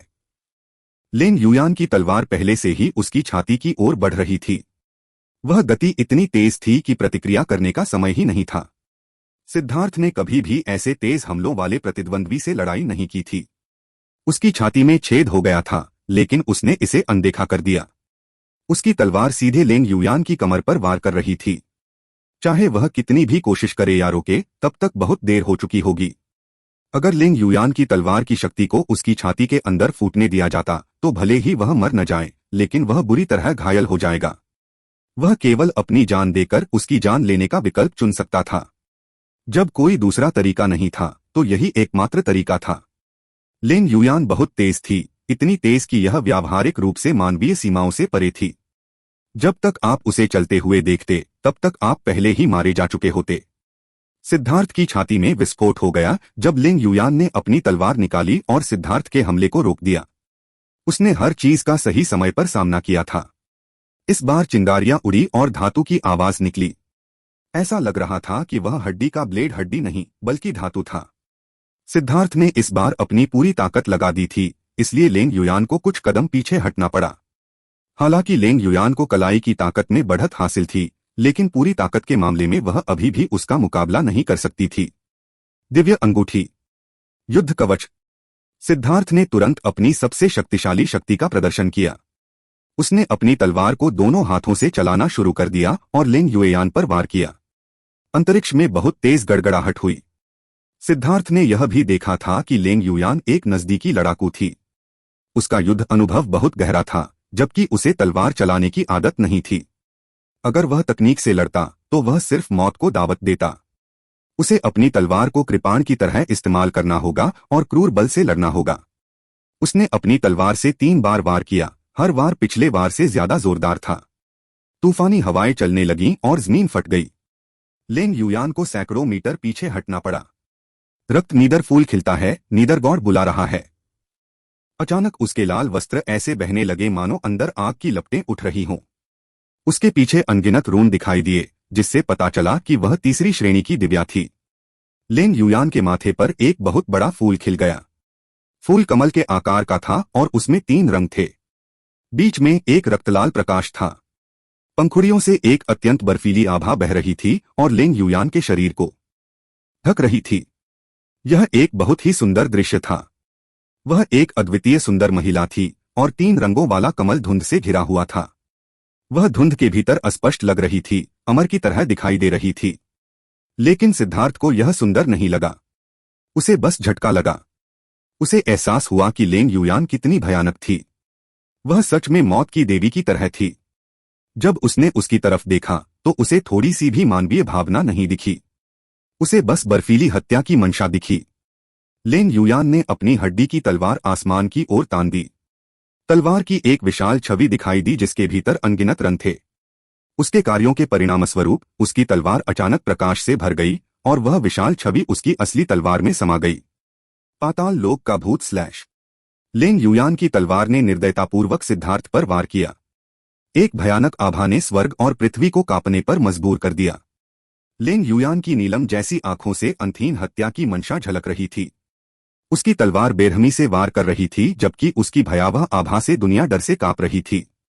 स्वर्ग को विभाजित करें 2, सिद्धार्थ ने भी चिल्लाया। उसका आध्यात्मिक युआन 18 एक्यूपंक्चर बिंदुओं के माध्यम से भड़क रहा था। धमाका! यह सितारों की टक्कर जैसा था। एक चमकदार रोशनी फूट पड़ी और अनगिनत रन उड़ गए। सिद्धार्थ घबरा गया। लेंग युयान बहुत भयानक था। इस हमले ने सिद्धार्थ को उड़ा दिया था और वह लगभग खून की खांसी करने लगा था। ठीक उसी समय लेंग युयान उसके पास आ पहुंची और अत्यंत खतरनाक कोण पर अपनी तलवार उसके सीने पर घोंप दी। क्या? सिद्धार्थ हैरान था। लेंग युयान किस तरह का राक्षस था? वह उनके हमलों के झटके से कैसे प्रभावित नहीं हो सकती थी और फिर भी एक और हमला कर सकती थी। लेकिन फिर लेंग युयान की कला को देखकर उन्हें अचानक एहसास हुआ कि यह कुछ हद तक परिचित था। पाताल लोक के भूत के कदम। धमाका! सिद्धार्थ ने सहज रूप से उड़ते हुए रेनबो से उसे रोक दिया और उस हड्डी की तलवार के घातक हमले से बमुश्किल बच पाया। क्या आप पाताल लोक की भूतिया सीढ़ियों के बारे में जानते हैं? यह लेंग युयान का पहली बार कोई भावना दिखाने का मौका था। वह स्पष्ट रूप से हैरान थी कि वह उसकी मूवमेंट आर्ट का नाम चिल्ला सकता है। लेकिन यह झटका सिर्फ पलक झपकने तक ही रहा, फिर वह अपने बर्फीले उदासीन स्वभाव में लौट आई। उसने एक बार फिर सिद्धार्थ पर हमला किया। इस बार उसकी चाल कला और भी अधिक राक्षसी और क्षणभंगुर दिखाई दी। जब उसने पहली बार अपनी तलवार घुमाई तो वह सिद्धार्थ के बाईं ओर थी, लेकिन हमले के बीच में उसकी तलवार अचानक सिद्धार्थ के दाईं ओर दिखाई दी। अंत में जब तलवार उस पर वार करने वाली थी तो वह उसके पीछे दिखाई दी। सिद्धार्थ ने सहजता से बिना देखे ही अपनी तलवार पीछे से घुमाई। उसने हड्डी की तलवार को पूरी तरह से रोक दिया। उस एक आदान प्रदान से सिद्धार्थ ने पुष्टि की कि लेंग युयान नेदरवर्ल्ड गोस्ट स्टेप्स का उपयोग कर रही थी। लेकिन उसके नेदरवर्ल्ड गोस्ट स्टेप्स उस स्टेप से बहुत बहुत ऊंचे स्तर के थे जो उसने सीखा था। वह उसके चलने के तरीके और उसकी आभा में आए बदलाव के आधार पर कुछ सुराग मुश्किल से देख पा रहा था। अगर उसे नेदरवर्ल्ड गोस्ट स्टेप्स के साथ अपना अनुभव न होता जिससे वह उसकी कुछ हरकतों को देख पाता तो उसके लिए उसके पीछे से होने वाले भूत जैसे हमले को रोकना संभव नहीं होता। लानत है, वह बूढ़ा भूत निश्चित रूप से कुछ छुपा रहा था और उसने मुझे केवल कुछ सती बकवास सिखाई थी, सिद्धार्थ ने शाप दिया। सच तो यह है कि सिद्धार्थ ने गुइशा को गलत तरीके से दोषी ठहराया था। ऐसा नहीं था कि वह उसे यह उच्च स्तरीय तकनीक नहीं सिखाना चाहता था, बल्कि इसलिए कि भ्रष्ट मार्ग में उसका अपना दर्जा इतना ऊंचा नहीं था कि वह इसे सीख सके। उसके पास केवल नेदरवर्ल्ड गोस्ट स्टेप्स के उस स्तर को सीखने की योग्यता थी। यह जानना जरूरी था कि नेदरवर्ल्ड गोस्ट स्टेप्स भ्रष्ट मार्ग में एक बेहद मशहूर तकनीक थी। इसका पहला सती स्तर भी सीख पाना पहले से ही एक बहुत बड़ा सम्मान था और यह सब उस सती स्तर की बदौलत ही था कि सिद्धार्थ लेंग युयान के भूत जैसे हमले को समझ पाया। सिद्धार्थ ने लाइटनिंग बॉडी ब्लिंक को सक्रिय करते ही वज्रपात की शक्ति से आच्छादित हो गया। दोनों ने अपनी गति को चरम सीमा तक बढ़ाया और एक गहन युद्ध में शामिल हुए। एक भूत प्रेत की तरह था और क्षणभंगुर था, जबकि दूसरा बिजली की तरह चमक रहा था। उनकी दो आकृतियां इतनी तेजी से चलती थीं कि उन्हें नंगी आंखों से देखना असंभव था। तलवार क्यूई ने आकाश को भर दिया। अब उनके आंकड़े देखना व्यावहारिक रूप से असंभव था। यह गति की एक सच्ची प्रतियोगिता थी। सिद्धार्थ को और भी ज्यादा झटका लग रहा था। लेंग युयान की शक्ति बस आती ही जा रही थी। इसमें कोई आश्चर्य नहीं था कि जू यू उससे इतना डरती होगी। उसका हर हमला भयंकर और क्रूर था, जिसमें समझौते की कोई गुंजाइश नहीं थी। इसके अलावा उसकी हर चाल सैकड़ों और हजारों लड़ाइयों के जरिए स्पष्ट रूप से संवर चुकी थी। उसका युद्ध अनुभव चौंकाने वाला गहरा था। उन्होंने एक दूसरे पर लगभग 1000 वार किए। चूंकि वे बहुत तेज थे, इसलिए इसमें सिर्फ एक अगरबत्ती के बराबर समय लगा। लेकिन इन 1000 वारों में सिद्धार्थ उसकी किसी भी चाल में जरा सी भी गलती नहीं ढूंढ पाया। इसका मतलब यह नहीं था कि उसकी चालें एकदम सही थीं, क्योंकि इस दुनिया में कुछ भी सचमुच एकदम सही नहीं है। बात बस इतनी थी कि उसकी सारी चालें एक दूसरे से जुड़ी हुई थीं, इसलिए कोई भी मौका मिलने पर वह तैयार हो जाती थी। इसके अलावा उसके तेज हमलों और हरकतों की वजह से सिद्धार्थ भी उन मौकों को मुश्किल से ही देख पाता था, लेकिन उसे पलटवार करने का कोई मौका नहीं मिल पाता था। तुम बहुत शक्तिशाली हो। दुर्भाग्य से तुम अपनी शक्ति को मुक्त करने में असमर्थ हो। तुम्हारी हरकतें बहुत ही अनाड़ी हैं। यदि तुम्हारे पास ऐसी चौंकाने वाली युद्ध प्रवृत्ति नहीं होती तो तुम बहुत पहले ही मेरी तलवार से मर चुके होते। लेकिन फिर भी तुम्हारे जीतने का कोई मौका नहीं है। 1 घंटे से भी कम समय में तुम मेरी तलवार से मर जाओगे। भले ही तुम्हारे पास कोई शक्तिशाली चाल हो, तुम उसका उपयोग नहीं कर पाओगे। लेंग युयान ने अचानक अपना मुंह खोला, लेकिन उसकी तलवार बिल्कुल भी धीमी नहीं हुई। सिद्धार्थ ने नाक सिकोड़ी और कोई जवाब नहीं दिया। ऐसा इसलिए था क्योंकि उसके पास कहने के लिए कुछ नहीं था। उसके शब्द जरा भी गलत नहीं थे। वह उसके खिलाफ अपनी कोई भी शक्ति नहीं दिखा पा रहा था। हालांकि फ्लाइंग रेनबो एक ट्रेजर आइटम था, लेकिन यह बहुत हल्का था और यह उसकी असली शक्ति को रिलीज करने में सक्षम नहीं था। लेंग युयान के साथ उसकी लड़ाई मूल रूप से तलवारों की प्रतियोगिता थी और इसलिए वह स्वाभाविक रूप से बहुत नुकसान में था। अभी वह बस सहने की पूरी कोशिश कर रहा था, लेकिन वह निश्चित रूप से लंबे समय तक ऐसा नहीं कर सकता था। लेंग युयान एक भयानक हत्यारा था और उसका युद्ध अनुभव उसके अपने अनुभव से कम नहीं था। ऐसे विशेषज्ञ के खिलाफ शक्तिशाली चाल जारी करने के लिए उसे एक अवसर की आवश्यकता होगी। यह अब सिद्धार्थ के लिए एक बहुत बड़ी समस्या थी। चाहे उसकी तकनीक कितनी भी मजबूत क्यों न हो, अगर वह उन्हें जारी करने में असमर्थ था तो उनका कोई प्रभाव नहीं होगा। सिद्धार्थ ने पहले ही अपनी दिव्य अंगूठी सक्रिय कर ली थी और खुद को अपनी चरम अवस्था में ले आया था। लेकिन लेंग युयान ने भी अपनी पूरी शक्ति छोड़ दी थी और वे बराबरी पर लग रहे थे। हालांकि सिद्धार्थ जानता था कि अगर वे इसी तरह चलते रहे तो उसकी हार निश्चित थी। लेंग युयान की आंखें बहुत ही भयानक थीं।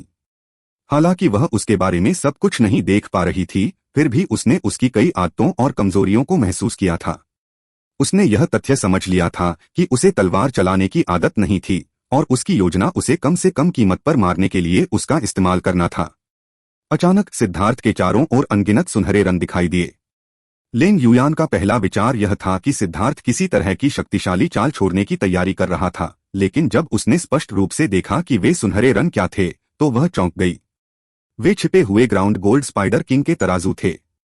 उन्होंने एक सुनहरा समुद्र बनाया जो लेंग युयान की ओर बढ़ रहा था। इतने लंबे समय तक सिद्धार्थ के आध्यात्मिक स्थान में पोषित होने के बाद ये तराजू उसके लिए सामान्य जादुई वस्तुओं से अलग नहीं थे। वह उन्हें अपनी इच्छानुसार इस्तेमाल कर सकता था। लेंग युयान भी इतने सारे जादुई हथियारों की अनदेखी नहीं कर सकती थी। उसका शरीर उन नुकीली शल्कों को सहन नहीं कर सकता था। उसकी तलवार तराजू के उस समुद्र में नाच रही थी।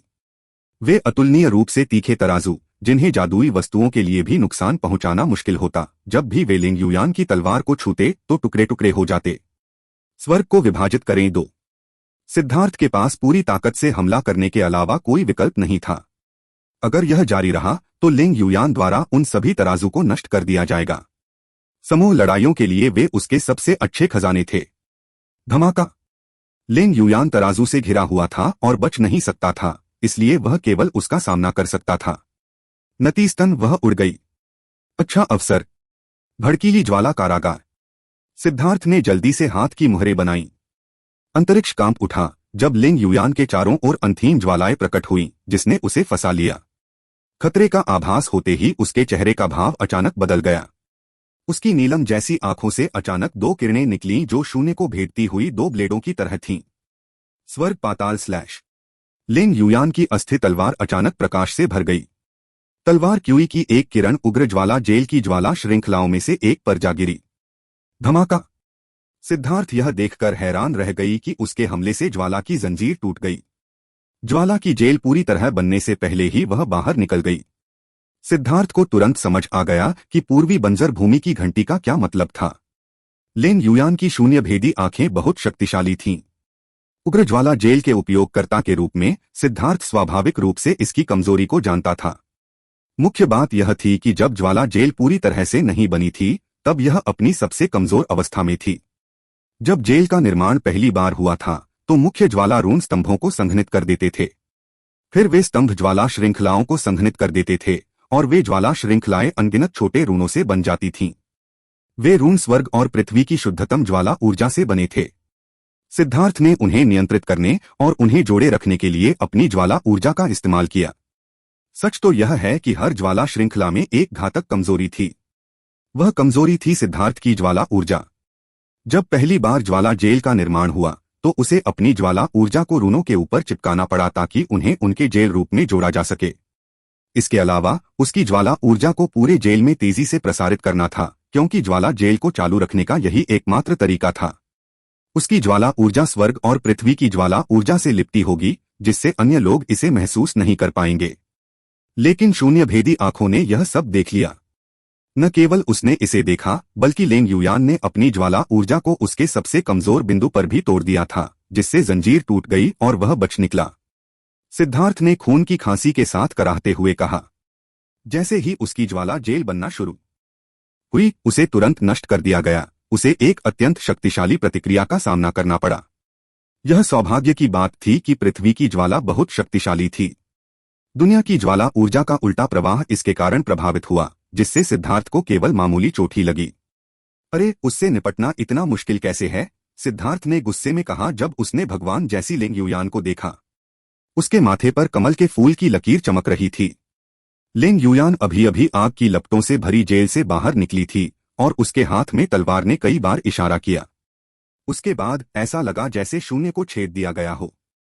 एक लाल रंग का तरल पदार्थ बह निकला, मानो शून्य से खून बह रहा हो। वह लाल रंग का तरल तुरंत रक्त के रंग के रून में बदल गया। जब लेंग युयान ने तीसरी बार इशारा किया, तो सिद्धार्थ को अचानक ठंड का एहसास हुआ। उसके दिल में एक बेहद बुरी भावना पैदा हुई। वह अपनी अंतिम चालों में से एक को जारी करने की योजना भी बना रही थी। डबल ड्रैगन विनाश। सिद्धार्थ ने सीधे ली लॉन्ग और हुओ लॉन्ग को बुलाया। पांचवीं बार लेंग युयान ने अपनी तलवार से इशारा किया। शून्य में रक्त के रंग की एक आकृति का आधा हिस्सा दिखाई दिया। स्वर्ग और पृथ्वी बदल गए। ऐसा लग रहा था कि धरती पर नरक बन गया है। धमाका। लेकिन उस आकृति का आधा शरीर ही दिखाई दिया था कि दो ड्रैगन उससे टकरा गए। रक्त के रंग के रून फट गए और लेंग युयान कांप उठी। उसके मुंह के कोने से खून की धार बह रही थी। वह आखिरकार घायल हो गई थी। माफ करना, एक महिला के साथ क्रूरता करने के लिए मुझे दोष मत दो। PFFT। हवा में भरे हुए रून फट गए। सिद्धार्थ की आकृति लेंग युयान के सामने प्रकट हुई। उसकी तलवार उसके सीने में घुस गई। हवा में खून के रंग के निशान गायब हो गए और भयानक दबाव भी गायब हो गया। धरती पर नर्क का दृश्य भी चुपचाप फीका पड़ गया और दुनिया फिर से शांत हो गई। जमीन टूटकर बिखर गई थी और विश्वास से परे बर्बाद हो गई थी। हवा में दो आकृतियां एक दूसरे के बगल में तैर रही थीं। सिद्धार्थ की तलवार लेंग युयान की छाती में घुस गई थी। तलवार की नोक से खून टपक रहा था और हर बूंद जमीन पर गिर रही थी, जो लाल रंग के फूल बन गए थे। पहले तो तुम जानबूझकर अपनी शक्तिशाली विस्फोटक ताकत छुपा रहे थे। लेंग युयान ने अपनी छाती में घुसती तलवार को देखा और उसकी आंखों में समझ की एक चमक उभरी। उसे सिद्धार्थ ने गुमराह किया था। जब सिद्धार्थ ने उससे लड़ाई की थी, तो उसने गति के मामले में उसे दबा दिया था। उसे लगा था कि वह पहले ही उसकी हमला करने की शैली को समझ चुकी है। लेकिन वह गलत थी। सिद्धार्थ ने पहले भी लड़ते समय पीछे नहीं हटे थे। लेकिन एकमात्र चीज जो उन्होंने नहीं बताई थी, वह थी लाइटनिंग बॉडी ब्लिंक की सबसे बड़ी श्रेष्ठता, इसकी विस्फोटक गति। सच में स्तर के मामले में लाइटनिंग बॉडी ब्लिंक शायद लेंग युयान के नेदरवर्ल्ड गोस्ट स्टेप्स से बहुत दूर थी। अगर उसने पहले से ही नेदरवर्ल्ड गोस्ट स्टेप की नींव नहीं सीखी होती, तो उसके लिए इतने लंबे समय तक उसके साथ बने रहने का कोई रास्ता नहीं होता। केवल एक पहलू था जिसमें lightning body blink netherworld ghost steps को पीछे छोड़ सकता था, और वह था गति का तुरंत विस्फोट। नेदरवर्ल्ड गोस्ट स्टेप्स को धीरे धीरे गति बढ़ाने की आवश्यकता थी, लेकिन लाइटनिंग बॉडी ब्लिंक इसे तुरंत कर सकता था। तकनीक के नाम में ब्लिंक का मतलब तुरंत चरम गति तक पहुंचना था। अन्य लोगों के पास सिद्धार्थ की गति नहीं होगी, भले ही वे लाइटनिंग बॉडी ब्लिंक की साधना करें। ऐसा इसलिए था क्योंकि सिद्धार्थ की थंडर फोर्स स्वर्गीय क्लेश से आई थी, इसलिए यह अतुलनीय रूप से शक्तिशाली थी। इससे पहले लिंग युयान के खिलाफ वह कई बार खतरे में पड़ चुका था और वह अपनी विस्फोटक गति को दिखाने के बजाय चोट सहने को तैयार था। वह एक अवसर की प्रतीक्षा कर रहा था और वह अवसर आ गया था। अवसर सभी बनाए गए थे और उन्हें हमेशा उन लोगों के लिए छोड़ दिया गया था जो तैयारी करते थे। इस अवसर को सिद्धार्थ ने पकड़ लिया था। उसकी तलवार ने लिंग युयान की छाती को छेद दिया था। जब तक वह चाहता, उसका आध्यात्मिक युआन फट जाता और लिंग युयान तुरंत एक पतित सुंदरी बन जाती। उसका जीवन और मृत्यु उसके हाथों में थी। तुम बहुत शक्तिशाली हो। मेरे पास योजना का उपयोग करने के अलावा कोई विकल्प नहीं था। हालांकि मैं आमतौर पर समस्याओं को हल करने के लिए योजनाओं का उपयोग करना पसंद नहीं करता, लेकिन जब मार्शल ताकत चीजों को संभालने में असमर्थ होती है तो मैं इसे पूरा करने के लिए केवल कुछ चतुराई पर भरोसा कर सकता हूँ, सिद्धार्थ ने कहा। लिंग युयान बहुत शक्तिशाली थी, इतनी शक्तिशाली कि यह भयानक था। वह मृत्यु की देवी की तरह थी जिसमें कोई कमजोरी नहीं थी। सच में उसे मारने के लिए इस चाल का इस्तेमाल करने से सिद्धार्थ को थोड़ी शर्मिंदगी हुई। लिंग युयान की नीलम जैसी आंखें सिद्धार्थ की आंखों में झांक रही थीं। उसे लग रहा था कि उसने उसके दिल की बात जान ली है और वह वास्तव में मुस्कुराई। तुम्हें शर्मिंदा होने की जरूरत नहीं है। तुम्हें गर्व होना चाहिए। 5 साल की उम्र के बाद से यह मेरा पहला मौका है जब मैं घायल हुआ हूं। भ्रष्ट मार्ग के प्रतिभाशाली लोग जो मेरे हाथों गिरे हैं, वे एक विशाल पर्वत बनाने के लिए पर्याप्त हैं। इन सभी वर्षों में तुम ही हो जिसके पास मुझे मारने का सबसे बड़ा मौका था। बधाई हो। लिंग युयान हमेशा से ही बहुत भावहीन रहा था, लेकिन अब अचानक उसकी मुस्कान देखकर ऐसा लगा जैसे कोई फूल खिल गया हो। यह अविश्वसनीय रूप से भावुक करने वाला था और सिद्धार्थ ने जल्दी से अपना ध्यान अपनी तलवार पर केंद्रित कर लिया ताकि उसका ध्यान भंग न हो। बस एक ही बात उसे समझ में नहीं आई कि अपनी मौत के करीब होने के बावजूद लिंग युयान बेहद खुश लग रही थी। ऐसा लग रहा था जैसे मौत उसके लिए जश्न मनाने लायक चीज थी। वह उसकी आंखों में उत्साह देख सकता था। यह स्पष्ट रूप से उसकी आंतरिक भावना थी, इसलिए वह हैरान था। ड्रिप ड्रिप, आसमान से खून की बूंदें टपक रही थीं। यह आवाज मौत के आने की आहट जैसी थी, जिससे माहौल अजीब हो गया। घायल होने का एहसास बहुत बढ़िया है। मुझे यह एहसास वाकई बहुत अच्छा लगता है और मुझे मौत के इतने करीब महसूस करना और भी ज्यादा अच्छा लगता है। यह एहसास बहुत बढ़िया है। लेकिन अफसोस की बात है कि इतने सालों में ऐसे लोगों की संख्या बहुत कम रही जो मुझे यह एहसास दे सकते थे। सिद्धार्थ, तुम एक असली मर्द हो। तुम मुझे उत्तेजित करते हो। लिंग युयान की आंखों में एक बेहद दुर्लभ कोमल चमक दिखाई दी। उसके शब्दों के साथ सिद्धार्थ की खोपड़ी तुरंत सुन्न हो गई। यद्यपि उसने इस संसार में बहुत कुछ अनुभव किया था, परंतु उसने कभी किसी ऐसे व्यक्ति को नहीं देखा था जो वास्तव में मरना चाहता हो, परंतु उसे मारने के लिए कोई विशेषज्ञ न मिल पा रहा हो। वह कायर ज़ुयू, वह कभी भी मेरी इच्छाओं को पूरा करने में सक्षम नहीं था। सिद्धार्थ, तुम उससे कहीं ज्यादा ताकतवर हो। लिंग युयान ने मुस्कुराते हुए उसकी ओर देखा। क्या तुमने अपने आखिरी शब्द कह दिए हैं? अगर कह दिए हैं तो माफ करना, लेकिन हम सब बहुत व्यस्त हैं। मेरे पास बर्बाद करने के लिए इतना समय नहीं है, सिद्धार्थ ने ठंडे स्वर में कहा। हालांकि लिंग युयान एक शीर्ष सुंदरी थी, लेकिन सिद्धार्थ को इस बात की गहरी समझ थी कि यह सुंदरी कितनी भयानक थी। वह निश्चित रूप से उसके प्रति नरम दिल नहीं होगा और इस उम्मीद में कि वह अपना दिल उसे दे देगी, उसकी जान बख्शने जैसा कुछ भी नाटकीय नहीं करेगा। ऐसा सोचना ही बेवकूफी होगी। इस तरह की महिला को वश में नहीं किया जा सकता। तुम मुझे इस मार्मिक एहसास को थोड़ी देर और अनुभव करने क्यों नहीं देते? यह एहसास बहुत दुर्लभ है। लिंग युयान ने अपना सिर हिलाया। वह इतनी जल्दी सब कुछ खत्म नहीं करना चाहती थी। क्षमा मांगना। सिद्धार्थ के अंदर थोड़ी सी बेचैनी पैदा हो गई।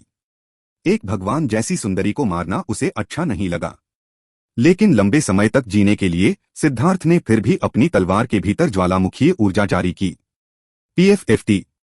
लेकिन वह अपार शक्ति जो आसानी से पहाड़ों को नष्ट कर सकती थी, एक अजीब ऊर्जा द्वारा बंद कर दी गई थी। वह फटने में असमर्थ थी। उसी समय उसके सीने से दर्द की एक जोरदार आवाज आई। लिंग युयान की हड्डी की तलवार ने उसके सीने को उसी जगह छेद दिया था जहां उसकी तलवार उसकी छाती में घुस रही थी। तुमने मुझे चाकू मारा है और मैंने भी तुम्हें चाकू मारा है। अब तुम मेरे साथ उस मार्मिक एहसास का अनुभव कर सकते हो। लेंग युयान उत्साह से मुस्कुराया। सिद्धार्थ ने तुरंत हिलने की हिम्मत नहीं की।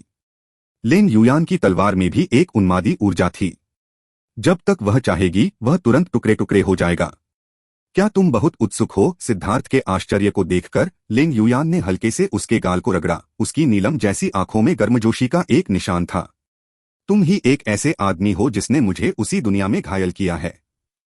इसलिए मैं तुम्हें एक रहस्य बताऊंगा जो इस दुनिया में सिर्फ मैं ही जानता हूं। मेरा वंश एक सर्वोच्च अस्तित्व से आता है। मेरी वंश शक्ति मेरी युद्ध शक्ति से भी अधिक है। तुम मुझे मारने में असमर्थ हो। सिद्धार्थ, तुम एक सच्चे आदमी हो। मुझे यह सुखद एहसास देने के लिए धन्यवाद। तुम्हारा शुक्रिया अदा करने के लिए मैं तुम्हें बिना दर्द के मरने दूंगा। जैसे ही लेंग युयान ने बोलना समाप्त किया, उसकी तलवार से एक भयानक आभा फूटने लगी। सिद्धार्थ ने दहाड़ लगाई और उसने थंडर फोर्स और अर्थ फ्लेम की ऊर्जा को अपने शरीर में प्रवाहित कर दिया। उसने लेंग युयान की तलवार पर जबरदस्ती ऊर्जा को सील कर दिया। उसने उससे सीखा था। लेंग युयान के खून ने वास्तव में एक शक्तिशाली रक्षा जारी की थी जिसने उसकी तलवार की ऊर्जा को फूटने से रोक दिया था। यह प्रज्वलित बारूद की तरह था जिसे बर्फ के पानी से बुझा दिया गया था। उसकी नकल करते हुए उसने लेंग युयान की तलवार को कसकर बंद करने के लिए अपनी वज्र शक्ति और ज्वाला ऊर्जा का उपयोग किया। अब वह केवल इतना ही कर सकता था। मूल रूप से जब लेंग युयान की ऊर्जा फूटने वाली थी तो पूर्वी बंजर भूमि की घंटी मदद करने वाली थी। लेकिन सिद्धार्थ को अचानक अपने प्रतिद्वंद्वी की रक्तरेखा शक्ति की नकल करते हुए इस तरह के पागल विचार के साथ आते देखकर यह रुक गया। लेंग युयान की ऊर्जा उसकी तलवार में बंद थी। परिणामस्वरूप सिद्धार्थ को उसकी तलवार ने पीछे धकेल दिया और उसके मुंह से खून बहने लगा। हालांकि उसने लेंग युयान की तकनीक की नकल की थी, लेकिन वह इसे पूरी तरह से करने में असमर्थ था।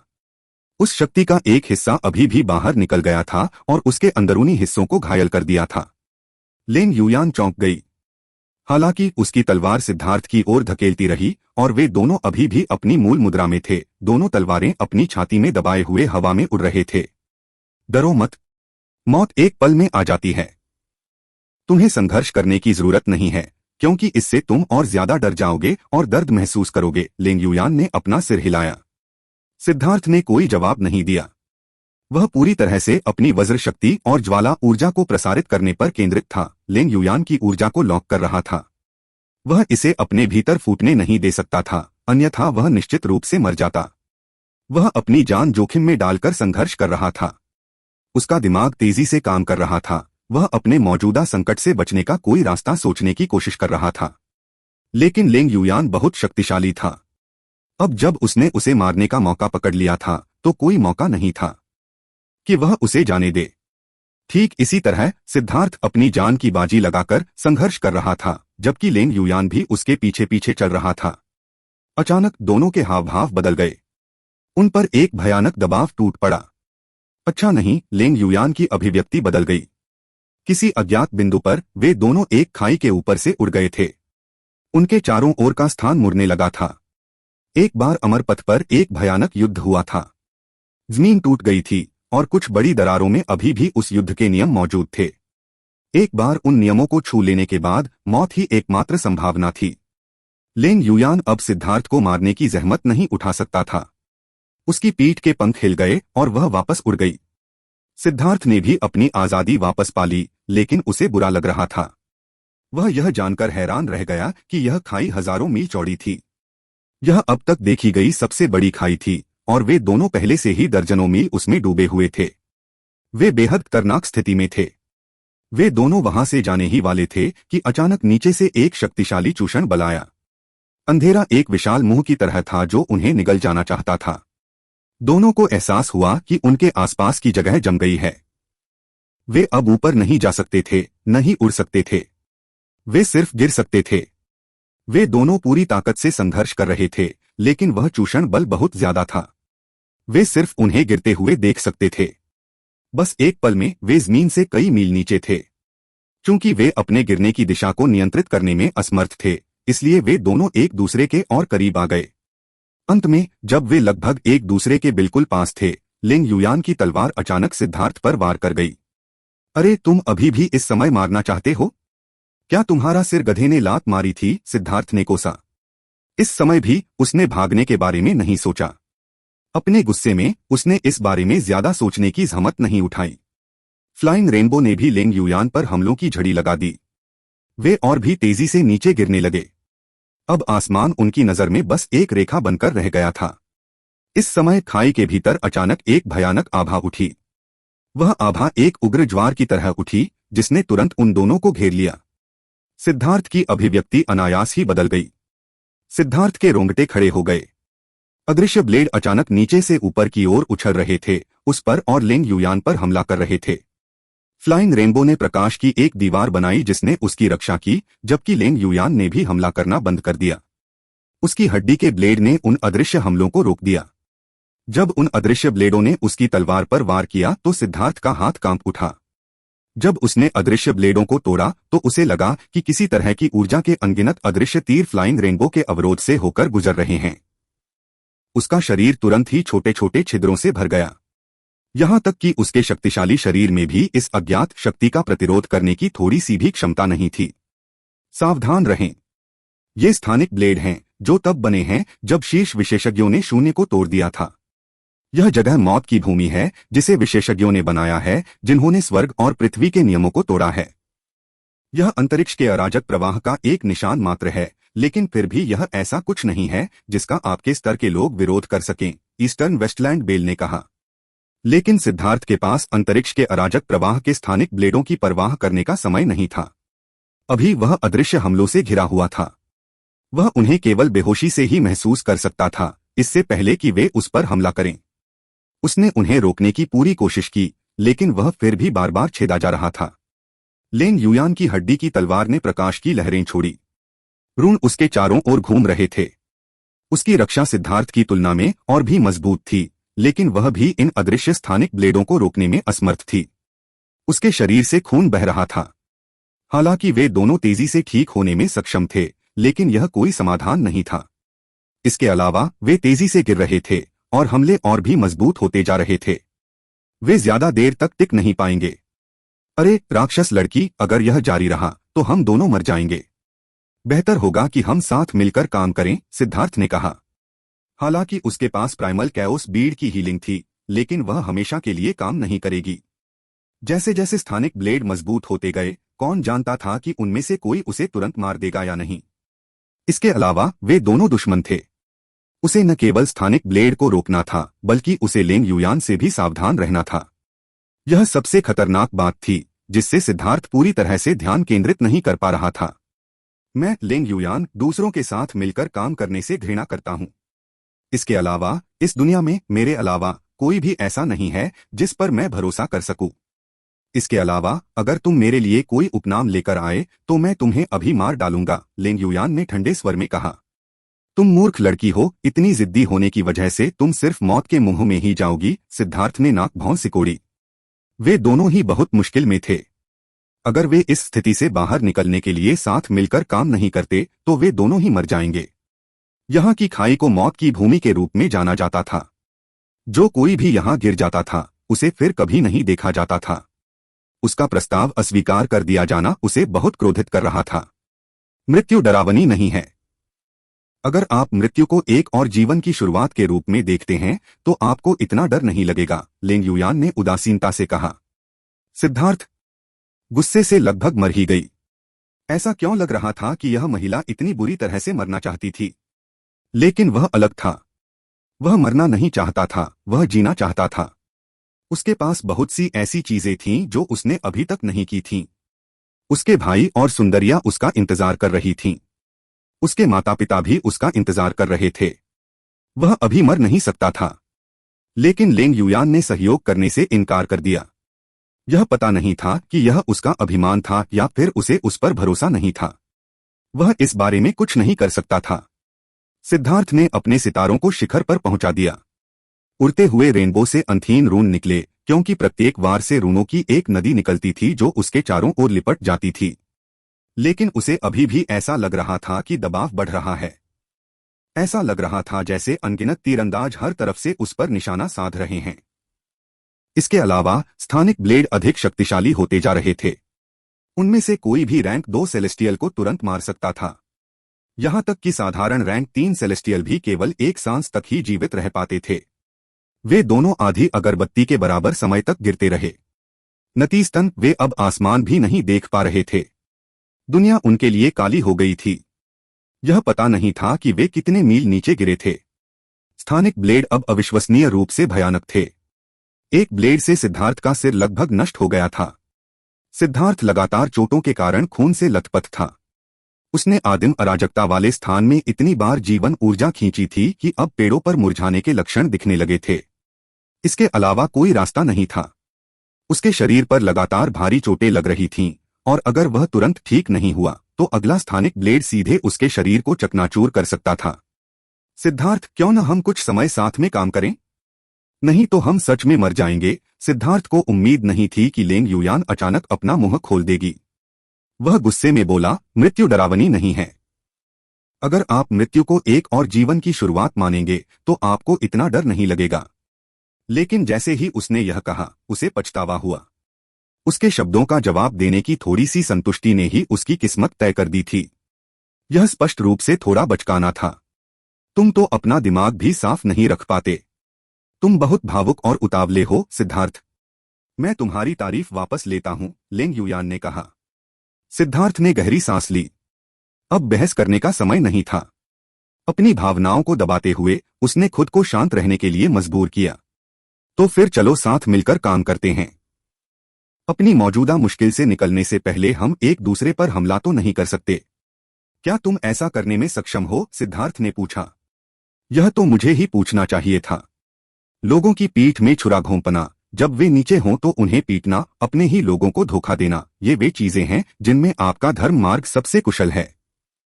क्या आपको नहीं लगता कि मुझसे यह पूछना बहुत व्यंग्यपूर्ण है? लेंग युयान के शब्दों ने सिद्धार्थ के क्रोध को लगभग नियंत्रण से बाहर कर दिया। लेकिन फिर इसके बारे में सोचने पर उसके शब्द सत्य थे। हालांकि भ्रष्ट मार्ग भयंकर और बर्बर था, लेकिन वे वास्तव में प्रतिष्ठा और प्रतिष्ठा के बारे में बहुत परवाह करते थे। जहां तक धर्मी मार्ग की बात है, खैर, इसे सीधे तौर पर कहने की कोई जरूरत नहीं थी। ठीक है, मैं खुद को तुम्हारे स्तर तक नहीं गिराऊंगा। चूंकि मैंने तुम्हारे साथ मिलकर काम करने का फैसला किया है, इसलिए मैं अस्थायी रूप से तुम पर भरोसा करूंगा, सिद्धार्थ ने कहा। यह कहने के बाद उसने अपने दांतों को भींचा और धीरे धीरे लेंग युयान के पास पहुंचा। यह सोचकर कि उसे इस डरावनी औरत के साथ कैसे काम करना होगा, उसे ठंड लगने लगी। लेकिन इस समय उसके पास कोई और विकल्प नहीं था। एक बार जब सिद्धार्थ करीब आ गया और लेंग युयान की हमले की सीमा में प्रवेश कर गया, तो उसकी तलवार ने अचानक और भी तेज रोशनी छोड़ी। उसने उसे शामिल करने के लिए अपनी रक्षात्मक सीमा बढ़ा दी। वास्तव में उसकी रक्षात्मक परिधि तुरंत 300 मीटर तक बढ़ गई। यह देखकर सिद्धार्थ चौंक गया। राक्षसी, बिल्कुल राक्षसी। लेंग युयान कितनी ताकतवर थी। अभी भी वह इतनी भयानक शक्ति छोड़ने में सक्षम थी। आपको हैरान होने की जरूरत नहीं है। वह अपनी रक्तरेखा ऊर्जा को बाहर निकाल रही है। आपकी तरह ही उसके पास भी स्पिरिट ब्लड है, लेकिन उसका स्पिरिट ब्लड निकाला नहीं गया था। इसके बजाय यह एकदम सही है, और इसके अलावा ऐसा लगता है कि उसकी उत्पत्ति बहुत ही अजीब है। मैं वास्तव में उसके स्पिरिट ब्लड की उत्पत्ति को समझने में असमर्थ हूं, ईस्टर्न वेस्टलैंड बेल ने कहा। आत्मा का रक्त वास्तव में इतना शक्तिशाली है? बेशक। तथाकथित रक्तरेखा शक्ति का तात्पर्य उन पैतृक विशेषज्ञों से है जो रक्तरेखा रूनों के माध्यम से अपनी प्रतिभा का एक हिस्सा आगे बढ़ाते हैं। लेकिन स्पिरिट ब्लड अलग है। यह सर्वोच्च विशेषज्ञों द्वारा दिया गया एक आध्यात्मिक आशीर्वाद है। यह न केवल प्रतिभा और दिव्य क्षमताओं को आगे बढ़ा सकता है, बल्कि यह कर्म भाग्य को भी प्रभावित कर सकता है। स्पिरिट ब्लड एक पवित्र विरासत है। आपको क्या लगता है कि यह लड़की इतनी शक्तिशाली कैसे है? ईस्टर्न वेस्टलैंड बेल ने कहा। आत्मा का खून, आत्मा का खून। लानत है, सिद्धार्थ ने मन ही मन कोसा। पहले उसने अपने आत्मा के खून को निकालने के बारे में ज्यादा परवाह नहीं की थी, लेकिन लेंग युयान को कितना भयानक देखकर उसका गुस्सा बढ़ गया। यदि उसमें अभी भी आत्मिक रक्त होता तो क्या वह इस स्त्री द्वारा दबाया जाता? अरे, क्या तुम यहाँ केवल फायदा उठाने आए हो? लेंग युयान की आवाज ने सिद्धार्थ को वास्तविकता में वापस ला दिया। अब जाकर उसने प्रतिक्रिया की। अभी वह पूरी तरह से लेंग युयान की रक्षा पर निर्भर था। उसने जल्दी से अपनी तलवार लहराना शुरू कर दिया, आसपास के स्थानिक ब्लेडों से बचाव करते हुए। उसकी पीठ लेंग युयान की पीठ से सटी हुई थी। इस तरह से उन्हें खुद को बचाने के लिए सिर्फ आधे प्रयास की जरूरत थी। वे दोनों थोड़ा शांत हुए, लेकिन बहुत जल्दी वे शांत नहीं रह पाए। ऐसा इसलिए हुआ क्योंकि उन्हें अचानक नीचे से एक भयानक गड़गड़ाहट सुनाई दी। उन्होंने जल्दी से नीचे देखा। यह स्थान पूरी तरह से काला था, लेकिन अपनी साधना के आधार और आध्यात्मिक शक्ति के संयोजन से वे देख पाने में सक्षम थे। उन्होंने खाई के तल पर एक बहुत बड़ी जंजीर देखी।